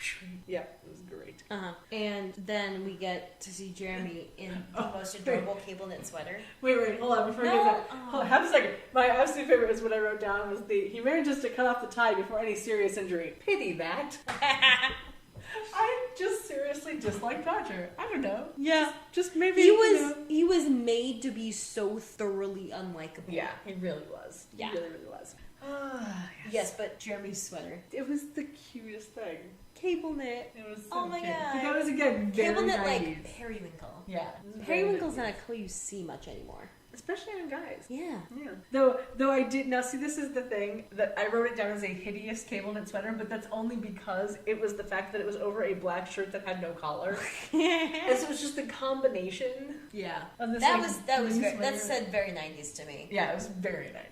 Mm-hmm. But yeah, his character, very nice. He does a lot of nice things. He's clearly supposed to be a nice boyfriend, but because of my memories of this episode, I'm like, I can't buy into this now. Well, and I don't remember if I bought into it then. I know that I was immediately skeptical when I first saw it. Well, yeah, like, when you first see him, but then his actions kind of lull you. Yeah, into you're like, a sense. maybe he's okay. He's actually pretty okay. That little moment, and the bit about he wasn't even talking about food, but the bit about like, oh, you talking about food turns me on, and then he's just such hamburger, pizza. Like that was cute. I'm like, okay, I can totally see like me doing that with someone. Like that's kind of cute, and it would make sense for Piper to be turned on when someone else is talking about food because she loves food. She wants to be a chef. Yeah, like, that's absolutely. So we get that cute little moment, and then we cut to Phoebe riding her bike because that's one of the only things she owns. Oh wait, no, I had a note about Jeremy. Creeper, not a keeper. Yes, so true. Which is that like I know he's a creeper, not a keeper, but he's still a nice guy in here. At least for the moment. Yes. Yeah. Oh yeah, and then Phoebe on her bike. Which is why she's not answering the phone. Yeah, because she's not at home, and she only has the little bit of clothing that she had, her little bag full of clothes. Somehow a bike. And the bike, and you're just like, and like this is the funniest part is like when I first thought like bike, it was like, oh okay. It did not occur to me that it would be like a bicycle bike. Like I don't know why, because it should have for the fact that she didn't ride her bike from New York. Wouldn't that have been something? But like for some reason I didn't think it was going to be like this little like 10-speed like rinky-dink bike. It just didn't click in my brain that was what it was going to be. Mm-hmm. I don't know. Oh, and of course they kind of changed the way her visions happen throughout the show. Oh yeah, well like I said, how debilitating the actual vision itself is. Yeah. Although, I mean, it wouldn't make sense for her to be on the bike and suddenly have the vision and then fall off and not be able to stop what the vision is. Well, but see, she didn't fall off the bike because of the vision. I know. But, like, if she fell off the bike, then she wouldn't have been able to intervene. Right. Yeah. But, like I said, there's a lot of things about their powers because a lot of the way that their powers works changes over the course of the show, and not just because their powers are getting stronger or whatever, but like we'll get there in a moment when we get to Piper to Phoebe and Prue talking in the restaurant. We'll get to that moment. But yeah, I really liked how when Phoebe, rides the bike to make the car swerve, the guy in the green shirt does this lovely little spin. Yeah. It's adorable. And I also, I don't know why, but I just love the little moment of ADR. Yeah. And the guy in the car gets up, I didn't see you. I didn't hear that one. Yeah. Because I then fixated immediately on how you see the cat she meows and then it goes into slow-mo. Yeah. Like, oh, alright. Okay, like, why? Why would you do that? cut back to the cat. And, okay, and then we go to the hospital, and Prue's walking up to the counter. Andy is there. How does he not hear Halliwell next to his ear and immediately go, whoop? Yeah. Hi, Prue! I know, right? She shouldn't have had to, like, say hi. Yeah, I know. But they wanted the moment of her realizing, oh, it's Andy. Yeah. But you could have had that if he hears Halliwell. It's not a common name, despite what a future episode might suggest. Yeah. You know which one I'm talking about. Yeah. We'll get to that when it comes up. I think that's this season. I believe it's this season. Maybe. Yeah. I think so. Yeah. But yeah. And then, because you would hear the name would be recognizable, and then you would turn and you would recognize the person. But instead, he doesn't recognize the name. Mm-hmm. She has to say Andy. He looks and immediately sees it's Prue. Yeah. Immediately. Yeah. There wasn't even a hesitation like, Prue? See, but now here's the thing. That could have just been he hears the name and is like, wait a second. And then she notices him, and he turns around and goes, it is her, okay. Like, it could have just been a little moment thing. They didn't show him doing any of that, though. No, but we didn't really see his face at all. She says, Halliwell. He is looking down at the thing, and then the nurse gets his attention. He answers her. Then she notices him. But see, did she say Halliwell before he turned around? I don't think she did. I think she goes up to the nurse and was like, I'm here to see my sister or whatever. What's her name? Halliwell. But see, that's the thing, is I don't think the nurse asked the name yet. Because I think it was a hold on, turns to the guy who was standing there first, which was Andy. No. Halliwell came first. Did it? Yeah. Alright, because I didn't write that down. She has to tell the nurse Halliwell. Then the nurse tells her she'll check, and then turns to Andy, or tells her that she's still like she's an X-ray for like she'll 15 be in 15 minutes, and then turns to Andy and tells him the directions to the doctor's office. Yeah, because that was how that order had to happen. Like I said, it's been like a week since I watched the show, so that's definitely how that. Even though I wrote everything down, I missed a few things. And those two, zero chemistry. I know, right? And I was wondering if it was just me. No, because I never really enjoyed Andy, and I wasn't sure upon rewatching if it was his hair gel or not. Turns out it's his chemistry. Yeah, I just don't like that actor in that role, I guess. I think for me it's not so much the actor in the role, it's just that character. Yeah. Maybe that's it for me. Yeah, so the way that his character grows makes me like him a little bit more, but not by a whole heck of a lot. He was never one of my favorites. Yeah. Him in the flashbacks, though, super cute. Yeah, really nice. But my favorite is the fact that they're, realizing that they both have to wait because her sister's still in X-ray for 15 minutes, whatever, and Dr. Gordon is busy with a patient. And so he offers to buy her a bad cup of coffee, which I thought was a cute little moment. That was. It was a sweet little moment. And then they're chatting at the coffee machine for like 3 minutes. Yeah. And then suddenly everybody's on X-ray. Yeah, I was like, what? Yeah. Whenever they tell you 15 minutes, it'll be more like 45. It's not going to be 3, all right? Like, it never is a smaller amount than what they tell you. Yeah. As someone who's been in hospitals very often. Yeah, but I liked why did I write CGI windows? I don't know. Okay, anyway. I really liked the banter between them. It's like, you were checking up on me, you were checking up on me. Mm-hmm. But that was zero chemistry. Like, it was cute writing, but it just didn't land. Yeah, well, and it was also like the line of that he's an inspector, that in any other city I'd be called detective, and she goes, that inspector's classier. Like, that little moment was like, yeah, that's cute writing, but like, I don't... Like, it would work if the actors had chemistry. Yeah. We also find out that Andy's the 3rd generation of cop in his family, and that his dad is very proud. Mm-hmm. And apparently that Andy used to be in Portland, but is now back. See, that's good backstory, because they're catching up. Yeah, like, okay. Oh, that's why I wrote good expo.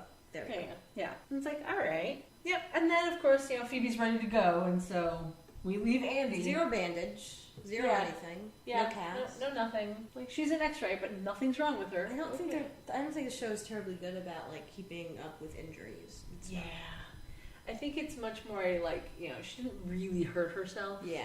It was just they probably went to go get her like some antibacterial or something. Yeah, it was more like maybe she had a scrape and so she's got a Band-Aid over it or something. But there wasn't a whole lot of anything. But then we cut to them in a bar. Yeah. And this is the scene where I'm just like, she is way too okay with all of this. PBS. This was the moment where Prue's magic annoyed me. Because she does a thing that she never does again. I know! No! Ever. Because normally with how her powers would work, you would see the stream of the cream. Yeah. I really like how that phrase came out. Yeah. The stream of the cream into her coffee. Yeah. Why is there no handle on that cup? Yeah, well, that too. But, like, the other thing is that she she asks where the cream is, and the cream just slides over to her, which is perfectly fine. But here's the funny bit, is that if it was actually her telekinetic power, the creamer bottle, the creamer, like, little container, should have lifted up and poured it in. Or the cream inside it should have gone directly in. Instead of this, just the cream materializes inside the cup. Because that's a completely different power, and she never has it again. Yeah. Which annoys me, but that's neither here nor there. What I thought was very funny was that when the cream gets to the top, you see the little air bubbles, because you can tell how they had to pump the cream into the cup. And it's like, really? They couldn't have cut it like half a second sooner? No? I thought that was cute, though. I mean, for the technical aspect of it. Yeah. Mm-hmm. But, yeah, and I also thought it was the moment when Phoebe, the P name's gonna get me this entire, like, forever. So I apologize. I will always get them confused. That Prue is like, I know you think you can see the future, which is pretty ironic, to which... Considering you don't think I have one. Yeah, since you think I don't have one.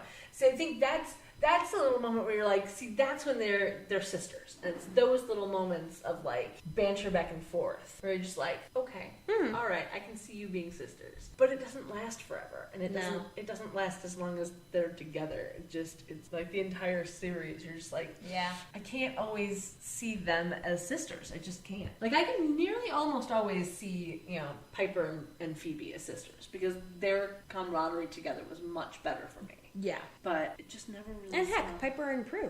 Yeah, and Piper and Prue wasn't too bad together. But, like, I think it was just the little sister, big sister, antagonistic back and forth just didn't really work so well for me. But that might be because I've never had sisters. Yeah. But, I don't know. Though I did like the one bit of writing that was, even if you don't believe me, can you just can't you trust me? Yeah. There's that little moment where you're just like, all right. It's like, please, you've known me your entire life. Just trust me this once. I know what I'm talking about. And besides... Okay, I remember why I wrote CGI windows. Okay, Because in the very next scene, when Piper and Jeremy are in the car... Very obvious CGI windows. Yeah, it was very much It would have been obvious then. Yeah, it was a bad moment. But their banter was adorable. I kind of enjoyed the little moment, but I did wonder, where's her car? Did she not drive to work? She probably took the trolley. No, she didn't. Remember at the Oh, right! Yeah, she drove. But they wear the charm buns, like that little moment. She was in the car driving to the restaurant. Yeah. It's like... Where is her car? Did she just leave her car at the restaurant to go home with Jeremy? In a taxi, no less? Like, what? Why did she not just drive them both? I do not understand. As someone who loves to drive, I do not understand that logic. Yeah. Other maybe than, because it looks like they had gone out to eat, maybe they'd both been drinking or something. I don't know, maybe but was taking them to a place and he's like, we can go back and get your car later. No, because when they started out, they were going to his house. Oh, right, yeah. So that's why I say it's like maybe it was because, I don't know, maybe because they'd both been drinking or whatever. But we did fast forward a bit from where we were.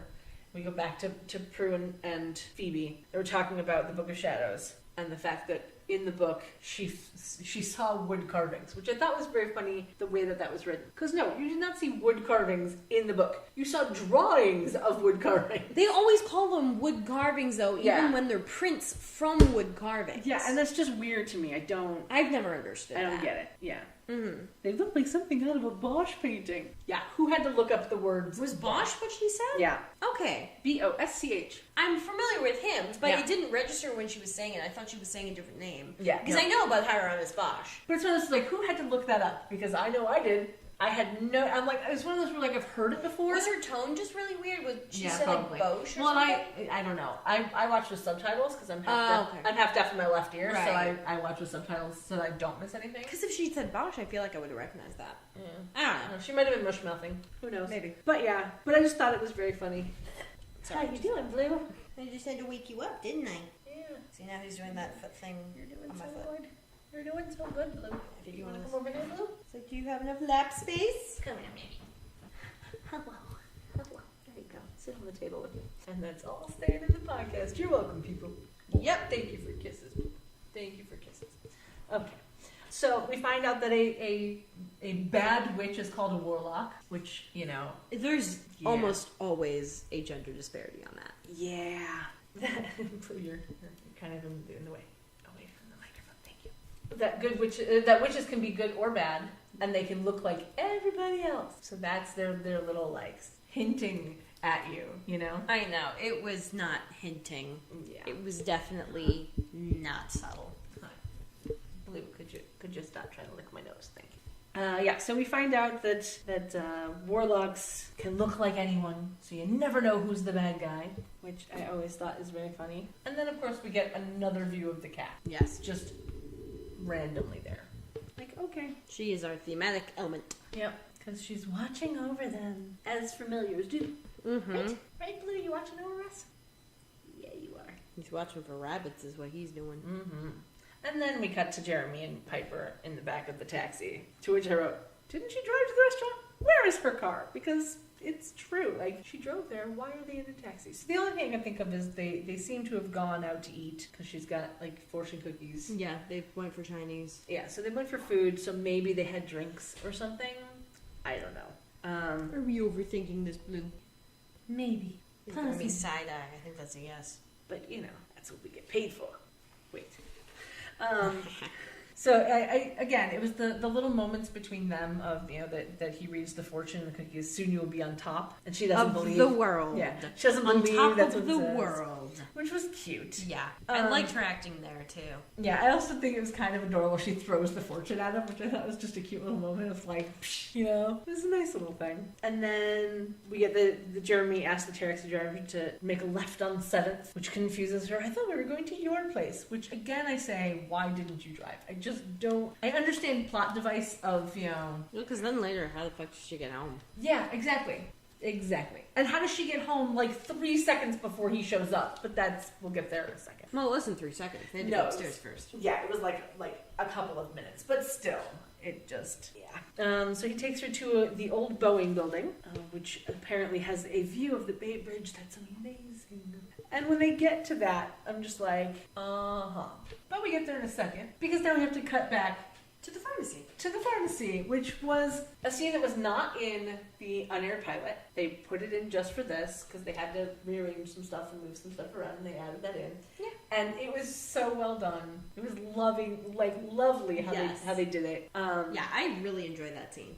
Yeah, it was a cute little moment where I loved the moment when Phoebe says everyone inherits something from their family, to which Prue responds, yeah, money, antiques, a strong disposition. That's what normal people inherit. It's like, you want to be normal and you could be special. I'm like, oh, and okay, the only note I have for that scene, actually no, I only have 4 notes. Mm-hmm. 4 notes. Wait, 5. Okay. Yeah, 5 notes for that scene. And they're all very short. The first one is right when Prue is getting really frustrated with the fact that she's in the aisle where the aspirin is, and she's like, "Isn't this aisle 3? I see something," and I go, "I see acetone," because she's standing right next to a bunch of nail polish remover.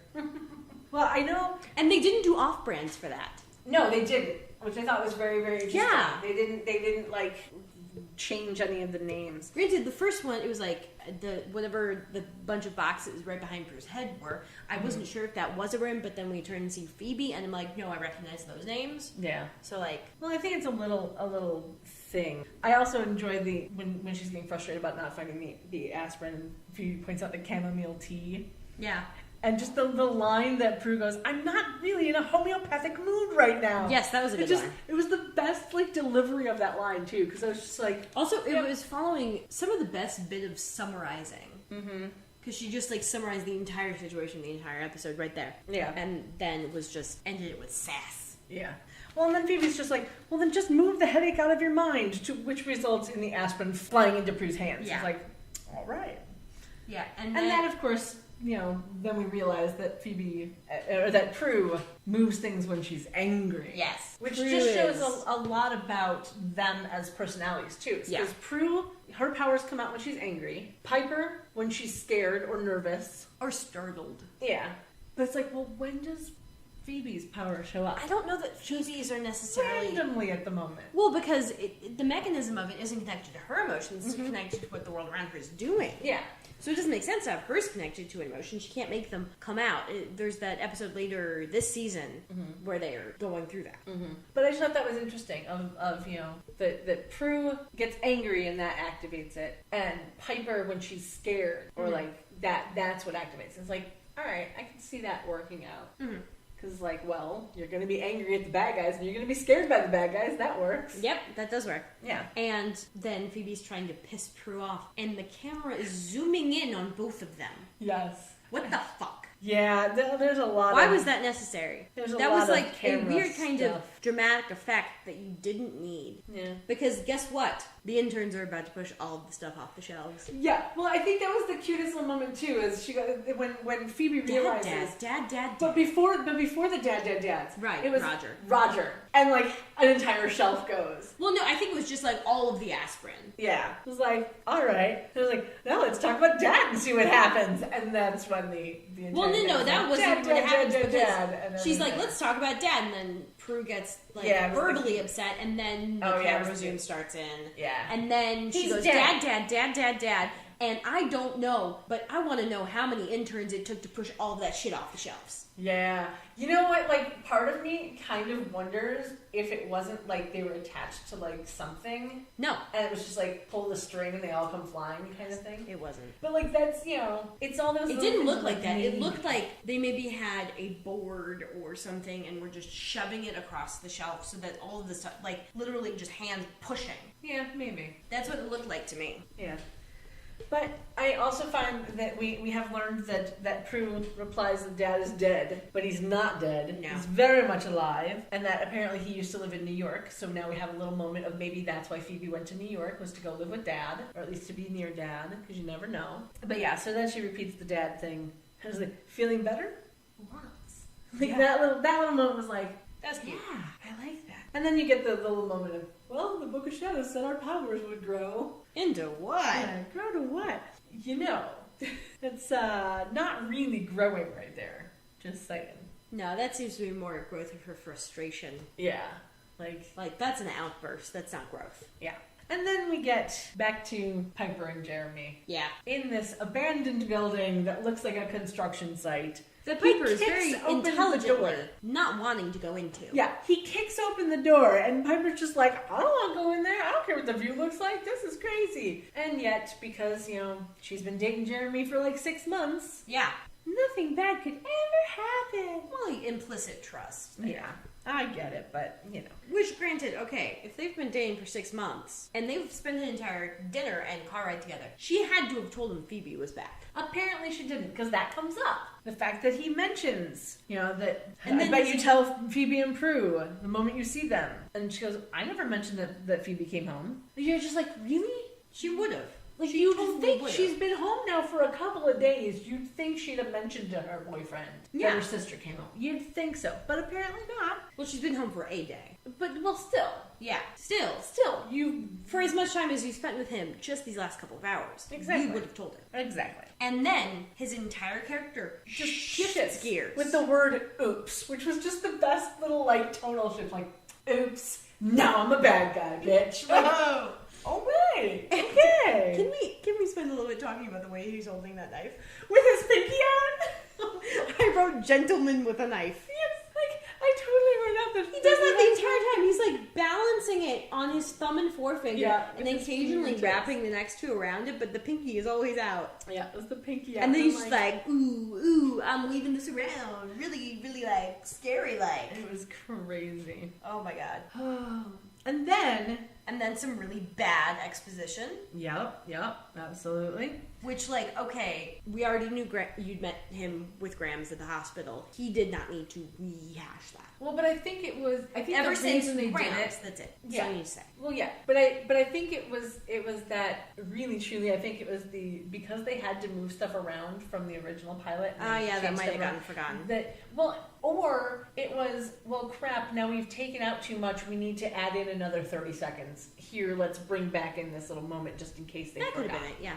So it's exposition sometimes is filler for time as well. So I kind of let that go a little. But I do think it was very, very funny that his face did like the weird warpy thing. I had face WTF. Yeah, it was a really interesting thing. But then, of course, she screams, she flails her arms, and he freezes. And so does the elevator. In a really funny position. Yeah, really weird position. And apparently clutching her sweater, and she had to kind of like peel her sweater out of his hand. Yeah. Which I thought was also interesting. And then she leaves behind her purse. Yeah, that. Which is clearly in the corner when he wakes up. Yeah. But here's the other thing, right? So she freezes him and the elevator somehow between floors with a gap open. Because didn't he close the elevator and they were going up? Well, it's one of those kind of freight elevators. Okay, is that what where you have like the half wall, so that stuff just doesn't roll out. It's not necessarily a people issue. Okay. Because when he closes it, you can see it doesn't go all the way. Like the doors don't go all the way up. Okay, all right. To close the outside one, then the inside one. It's not like the elevator in Titanic where it's the wheel sliding across. It's just a little thing.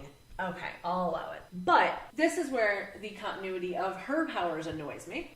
She freezes him and the elevator, because they're not at the top yet. And then when it unfreezes... the elevator doesn't go moving. He moves, but the elevator stays where it was. I'm sorry, no. Like, she is getting out, he unfreezes and grabs her leg. Like, I'm sorry. No, it absolutely should have been, he unfreezes, she's halfway out, and the elevator starts moving, and he gets his arm trapped. That's what should have happened. Yes, and then miraculously, somehow, Piper gets home without her purse, without her car. Yeah, because, what? And then Jeremy has the completely unnecessary, I'm gonna get you, bitch. Yeah, I totally wrote that and I was like, very original there, Jer.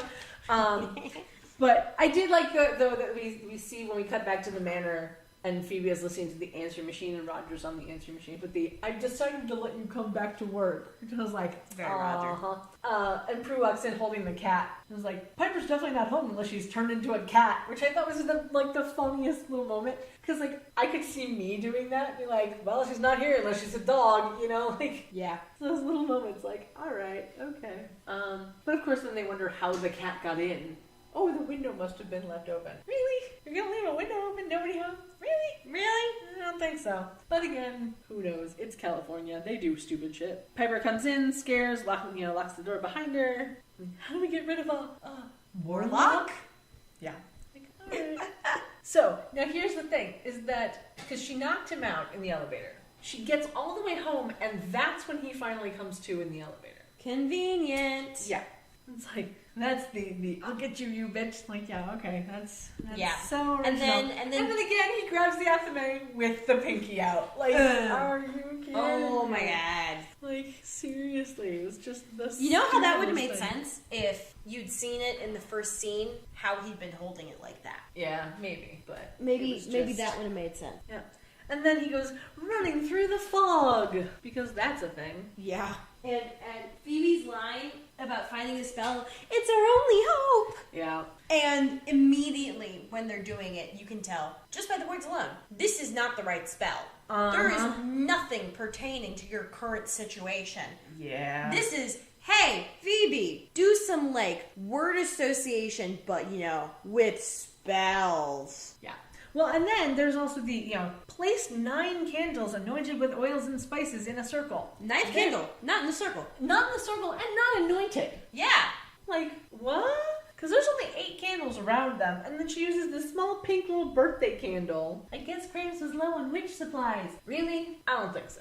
But that's neither here nor there. And then they get to the poppet. Where the fuck did that thing come from? Apparently from Graham's witch supplies. Yeah, she just happens to have random poppets sitting around. And it looks like it was made out of dough.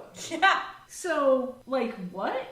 It might have been. Yeah. Maybe they whipped up a poppet. Yeah, maybe. But I don't know. Yeah. And then sticking the rose thorn into it, which is when I noticed it looked like dough. Yeah. It's alright. Uh-huh. The rose thorn, which then immediately causes Jeremy to erupt in roses. Yeah, rose thorns. Yeah. I want to know how long he was in the makeup chair for that shit. Oh, for hours.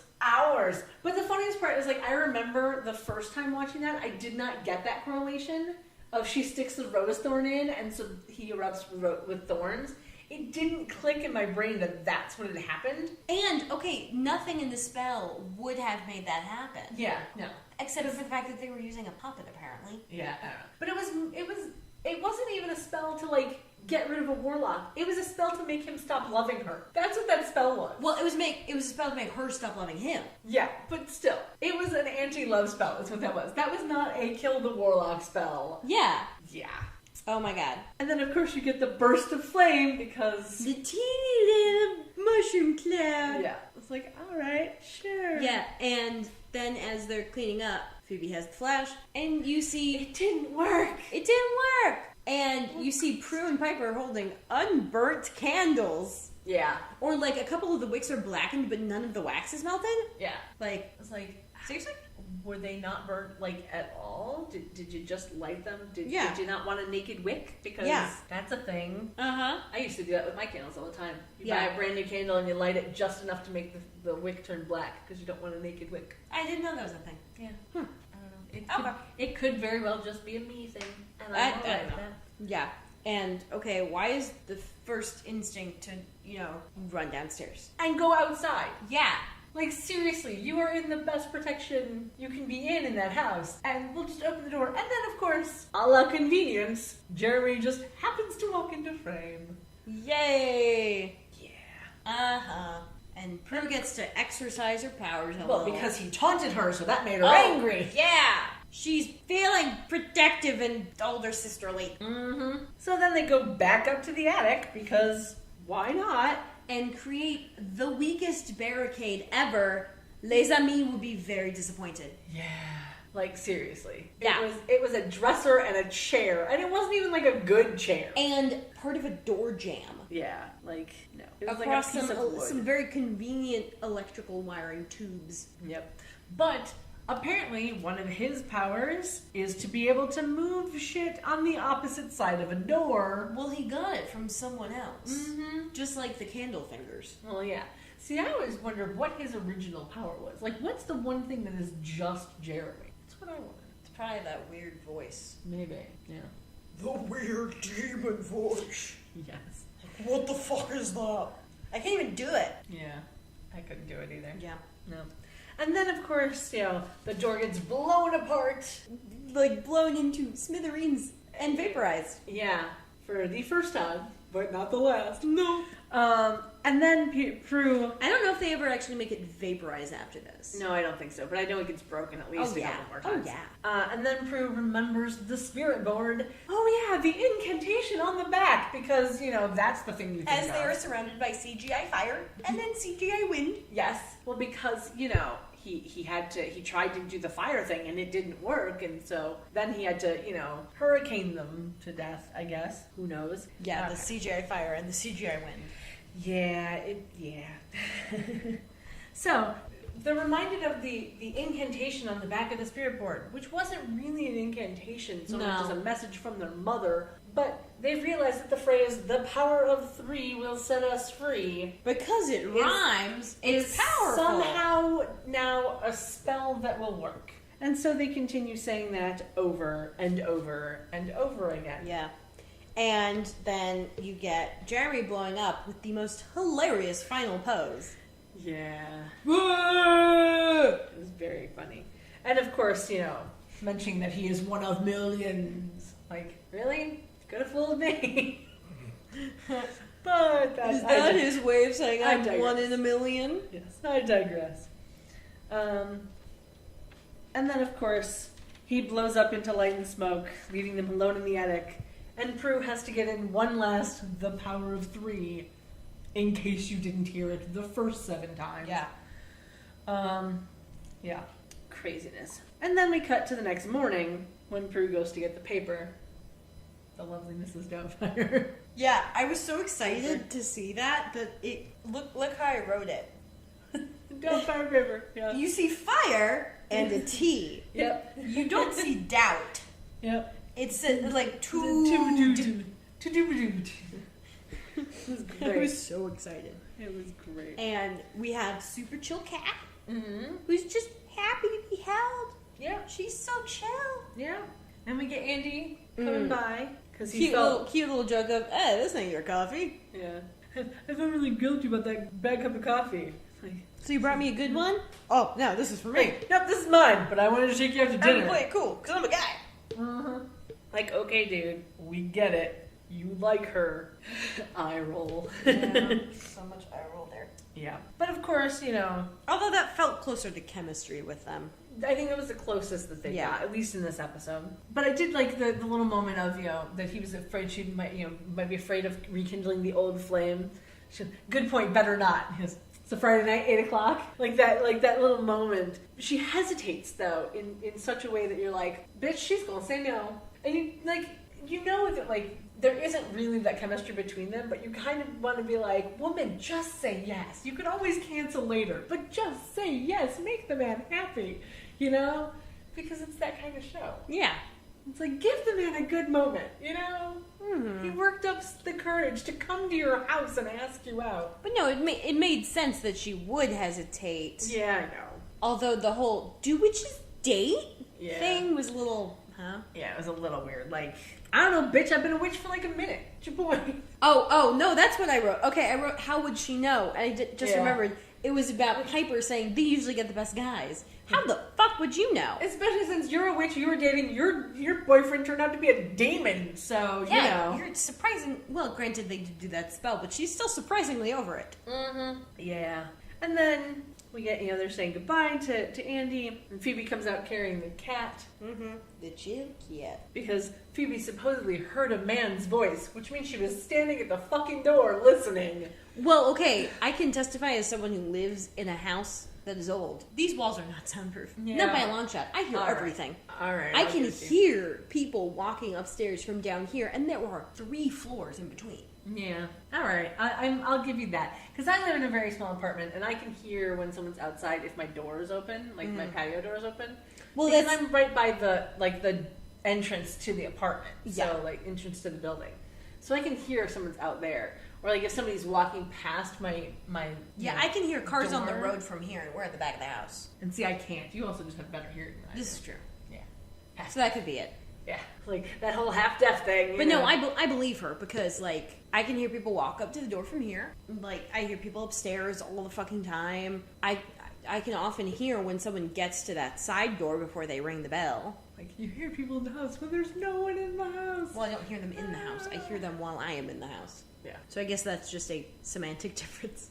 I hear people in the house when no one's there except me. Well, no, I'm in the house. I'm hearing people. They're not in the house, but I am. Yep. So I'm hearing people in the house. It works. Yeah. But I love the little moment where the cat meows and Andy just has that little bit of recognition of I know that cat. Well, of course he fucking knows that cat. How many Siameses has he seen in the last 3 days? Wearing that particular collar. Yeah. Too.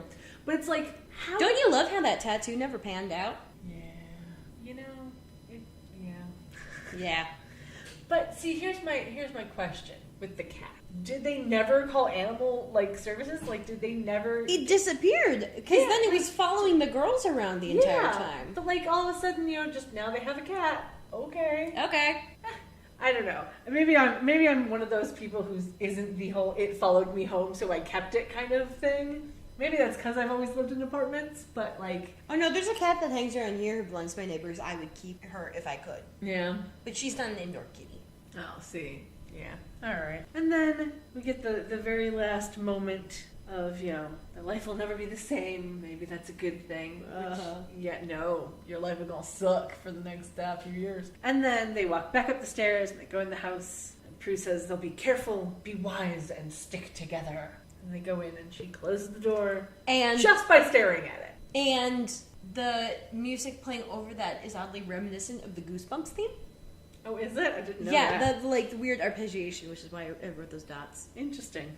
The whatever, however it goes. I don't think that's a theme that I know. Okay.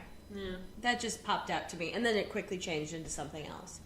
Because Goosebumps goes sinister, and this did not. Oh, all right. But I did think it was very interesting that she just kind of squints a little when the door closes, and then the credits roll, and you're just like, all right, I can see that. Yeah.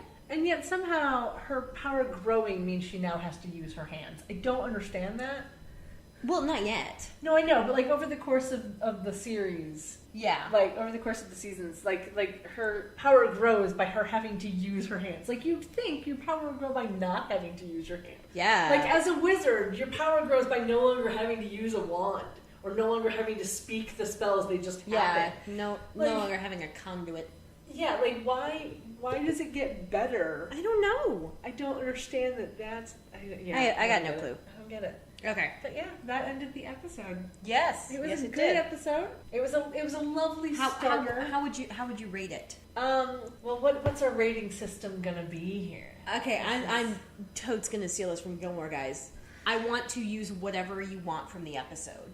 Okay. All right. I already have mine. I will be very mad if you steal it. Is it Athens? No. Okay.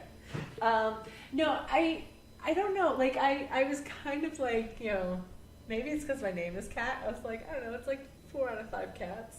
Okay, I went out of 10. I did like 6.5 out of 10. Thorn-torn cable knit sweaters. Oh, that's beautiful. That's beautiful. I love that. I know. That's cute. Yeah. I like that a lot. Yeah. All right. So yeah. Okay. So if we're doing out of 10, because I give it like a 4 out of 5, so I give it like an 8 out of 10. Like it was a good start to a show because you learned all the characters and you learned all like the secondary characters and Andy and I enjoyed. Daryl and I thought the writing was solid, if not always graceful. Yeah, it had some good moments. Mm-hmm. It had some bad moments, but it had mostly good moments. Yeah. So yeah, I'd say like 8 out of 10. So we compromise at a 7. I'm already at 6.5, so it's not much of a compromise for me. But yeah. Yeah, we compromise at a 7. All right. So there were like, would we count it as 2 or 3 spells in this episode?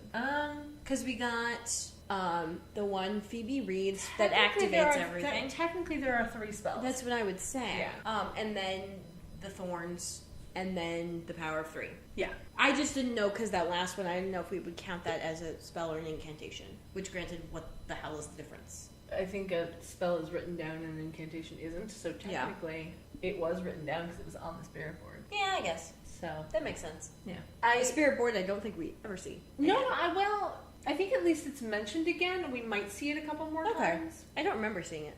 Yeah. But then again, it's been a while. Yeah. Been a while. It's interesting the things that I remember versus the things I don't remember. Yeah. So I remembered a lot more of this episode than I thought it would. Like the whole thing with Prue's the Prue's line about the collection coming back. Mm-hmm. I knew it was going to. I knew that was significant. I knew the pen was significant, but granted, that's a gag. It was very obvious. Yeah. Like I'd forgotten Jeremy's name, so when they mentioned it, I was like, who the hell? I'm like, oh wait, her boyfriend. Oh, that guy. Yeah. Well, and see, and I had forgotten the whole Roger thing. I remembered there was a reason why Phoebe and Prue were on the outs. Mm-hmm. And I think I kind of remembered it was about a guy. Well, yeah, I remember that, but, like, I couldn't remember, like, that Roger was, like, that they worked together. Like, for some reason, that little bit didn't but I didn't remember that she worked at that place. At the museum, yeah. I forgot she'd switched jobs. Mm-hmm. I thought maybe Roger had gotten fired and new bosses had come in. Mm-hmm. Oh, yeah. And my favorite outfit was definitely Piper's chef outfit with the little red cravat thing. Yes. It was amazing looking thing. And see, my favorite 80s outfit, like not 80s outfit, my favorite 90s outfit of the entire show is still the little crop top with the pajama pants and the flip-flops. Like, it was just like, that is so typical 90s. Yeah. It was crazy. And I do also think it's very funny that they were trying to cover up Alyssa Milano's tattoo. Yeah! It was a bad I think I did write that down. It was a bad cover-up. Where did I write that down? So failed tattoo cover-up. Yeah, no, it was a very, very bad cover-up job. And I think after a while they just stopped trying because they're just like, she was in New York, let's just let her have the tattoos. I mean, seriously. I think it was better before they put it on Netflix or something. I don't know. No, it was bad on the DVD. Okay. Like maybe it was better on TV because TV was grainy? Maybe. Because maybe that could be. It looked like they tried. Yeah, maybe that could be. Because maybe once it gets to, like, you're on an ultra, like, 4K screen, you're just like, oh my god, look at all the pixels. Yeah, maybe that's it. It could be. It could very well be. But yeah, it was like the worst cover-up job. I'm just like, why did they have to? Like, it wasn't like it said a swear word or somebody's name. Like, no, isn't it like some rosary. Japanese? Yeah, like I don't know. Oh wait, no, yeah, that's the rosary. The one on the back. she eventually gets on the back of her neck is like Namaste or something. Yeah. It's just like, why did they have to try and cover that? I don't know why I remember that. I don't know. Who knows? Our brains are weird. Yes, they are. Granted, I was obsessed with the show for most of my adolescent life. Well, yeah. Because like I said, for me, 98 was a year. Because this started in, what was it? The first day that it aired was like October. Yeah. Yeah, October 7th, 98. So I was still going through chemo at that point. Mm-hmm. So my priorities were not on Charmed. Which is why I say, like, I didn't know about it till like the next year. And so it wasn't a show that like I watched religiously, like Buffy. Mm-hmm. Buffy I watched like every week. I was there, and like it was my jam, and I was all about it. A story for another time, but Charmed actually got me into Buffy. Oh yeah? Yeah. Yeah. See, like I think it's very funny, like, we're gonna digress a little. Watching Buffy, I fell in love with Buffy and I enjoyed it very much. And then Angel came along and I was like, alright, I'll watch Angel, because Buffy and Angel are on at the same time and they're back and forth with like little things, and I'm like, okay. I did not know that Firefly was a thing that was happening until it was already off the air. Like, I had no idea that it even existed. That's because Fox sucked. Yeah. Ooh, Fox is a bag of dicks. Fox still kind of sucks. Yeah, Fox is very much a bag of dicks. But, yeah, so I didn't know that Firefly was even a thing for a very long time. And then when I found out about it, I was like, this is amazing. Why did this ever get canceled? And then I was like, oh, because they aired it out of order. And, like, it was just crazy and Fox is stupid. I'm like, oh, all right. Yeah, I guess that makes sense. Yeah. So I was really happy when I found that Charmed was on for so long. But I'm like, I really hope that they end it well, and I really hope that, like, it all works out and they give us closure kind of thing. They didn't, but that's neither here nor there. We'll get to that when we get to that. But yeah. Okay. And why don't we close this out with the surprise thing? Oh yeah, the surprise. I forgot about the surprise. All right. Because it's sitting over here on the table. All right. I was clearing out my closet yesterday and I found my box full of sketchbooks. Okay. And I see this on top and I'm like, I wouldn't use that for sketching. What is this thing? And I open it up. It's a bunch of spells. Oh my goodness. That I wrote. That is hilarious. See how many of these there are? Oh, I used a bunch of little notebooks and I would write my own spells. And I would like have ingredients and shit. Oh my And goodness. I figure we can read one of these. We need to take pictures of these and put them on the website. I want to read one per episode because look how many there are. This is fodder for the tell-all, baby. Yeah. And it's like super cringeworthy too, which I love. We will absolutely have to put those up on the website. Because it's also like my middle school, like, I'm taking everything super seriously phase. I never went full emo. I just went serious. Like, I would have super serious moments that I would never tell anyone about. Because I was terrified of being made fun of for this. I get that. Sincerity is still a problem with me. I don't do sincere very well unless it's sincere excitement or anger. Yeah, I totally get that. But, I can't deal with people at funerals because I don't know how to be sincere. I just don't. I don't know how to be sad at funerals. Yeah, that either. Which sounds really stupid because you're like, oh, it's a funeral, you should be sad. That's not how my brain works. Mm-hmm. Like thanking people. I can't sincerely thank people. I have to say something like schmanks. Yeah. Or like, thank you, kind sir. I have to go super formal. Yeah. You gotta be a little... I think that's probably the history of passive aggression in my family. It could be. Where saying thanks is done a lot. Yeah. And not, thank you. In that, like, bad, like, yes. Yeah, thanks so much.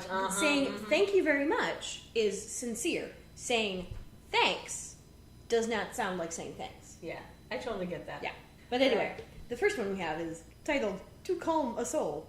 Oh, goodness. I know, right? All right. With my horrible middle school handwriting, too. Like, this is so much worse than that. Look at the difference there. Yeah.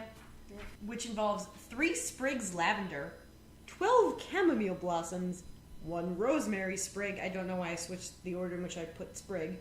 And 1 tea bag. Don't know what tea. Hey, you know, it apparently didn't matter.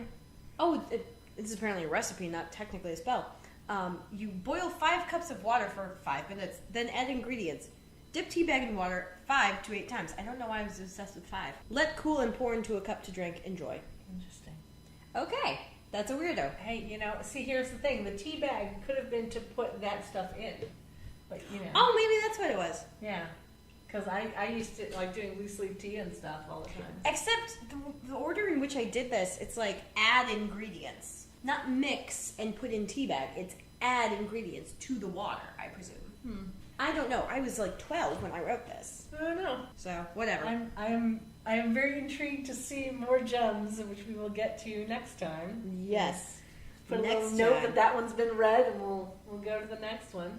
So let's see. Now, the social media crazy. Yeah. You can get us on Twitter at CharmChatsPod. We are at charmchats.com. At least we will be very soon. We're going to set that shit up. Yeah, we have our Tumblr, which is also charmchats.tumblr.com. Yep. We have nothing on it. Yeah, we have our Instagram, which is CharmChats. We have our Facebook, which is CharmChats. Can you tell that we were able to get Charm Chats for just about everything except somehow Twitter, which still annoys me because I looked up Charm Chats and there was nothing there, and yet it wouldn't give it to me. So we are Charm Chats Pod. That's fine, which is fine. Most podcasts, I know they have to put pod. Yeah, unless it's a name. I get it, but still. And then you can email us at charmchats@gmail.com. Yeah. Because I did that. That's a thing I did. Our theme song is written by me, driving home. And our logo was done by me in a fit of boredom. So, and who knows, it may change over time. We might change. We might keep it for the first season and then change it up like they do on the show. Yeah. Change it up for second season, you know.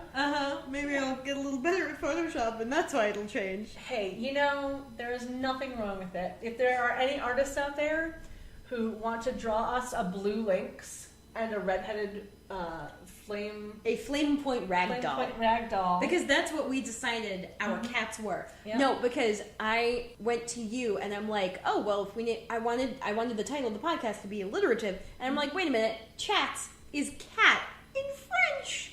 Oh my god, pun opportunity. Yep. And then my name being Kat made it even better. Oh yeah, and so I asked you what cat you were, and you were immediately like, I'm a lynx. Yep, I'm a lynx. I've always been a lynx, much to the chagrin of some people in my life who think it's theirs. Bitch, I'm older than you, get over it. But yeah, I've always been a lynx. I find the lynx is one of those cats where just like, it's wild, but it looks like it could possibly be domesticated at some point. And it is very much not proportional. Yeah. Like, its head is way too small for its body, and I just love that. I think that is the best thing ever. Like, it's got these like, long limbs, and then this teeny little head. And the big floofy toe beans. Yep, big floofy toe beans. But, yeah, so I'm a lynx, and because my hair is blue, I am a blue lynx. That was my idea. Yeah, I like it. So, and then you are the flame point ragdoll. I honestly forget entirely how we got there. I just know I was looking for a cat. Yeah, because it's all in our messenger. I know I was just looking for a cat that would match my personality. Because I see myself as being like, you know, cute. That's how I emote. You're very cute. One might even say you're adorable. I was just about to say that myself. You see? One might say it. You are one. There we are. Oh, and you are two. I am indeed. Oh, Blue, would you also third this opinion? No, Blue don't care. Okay.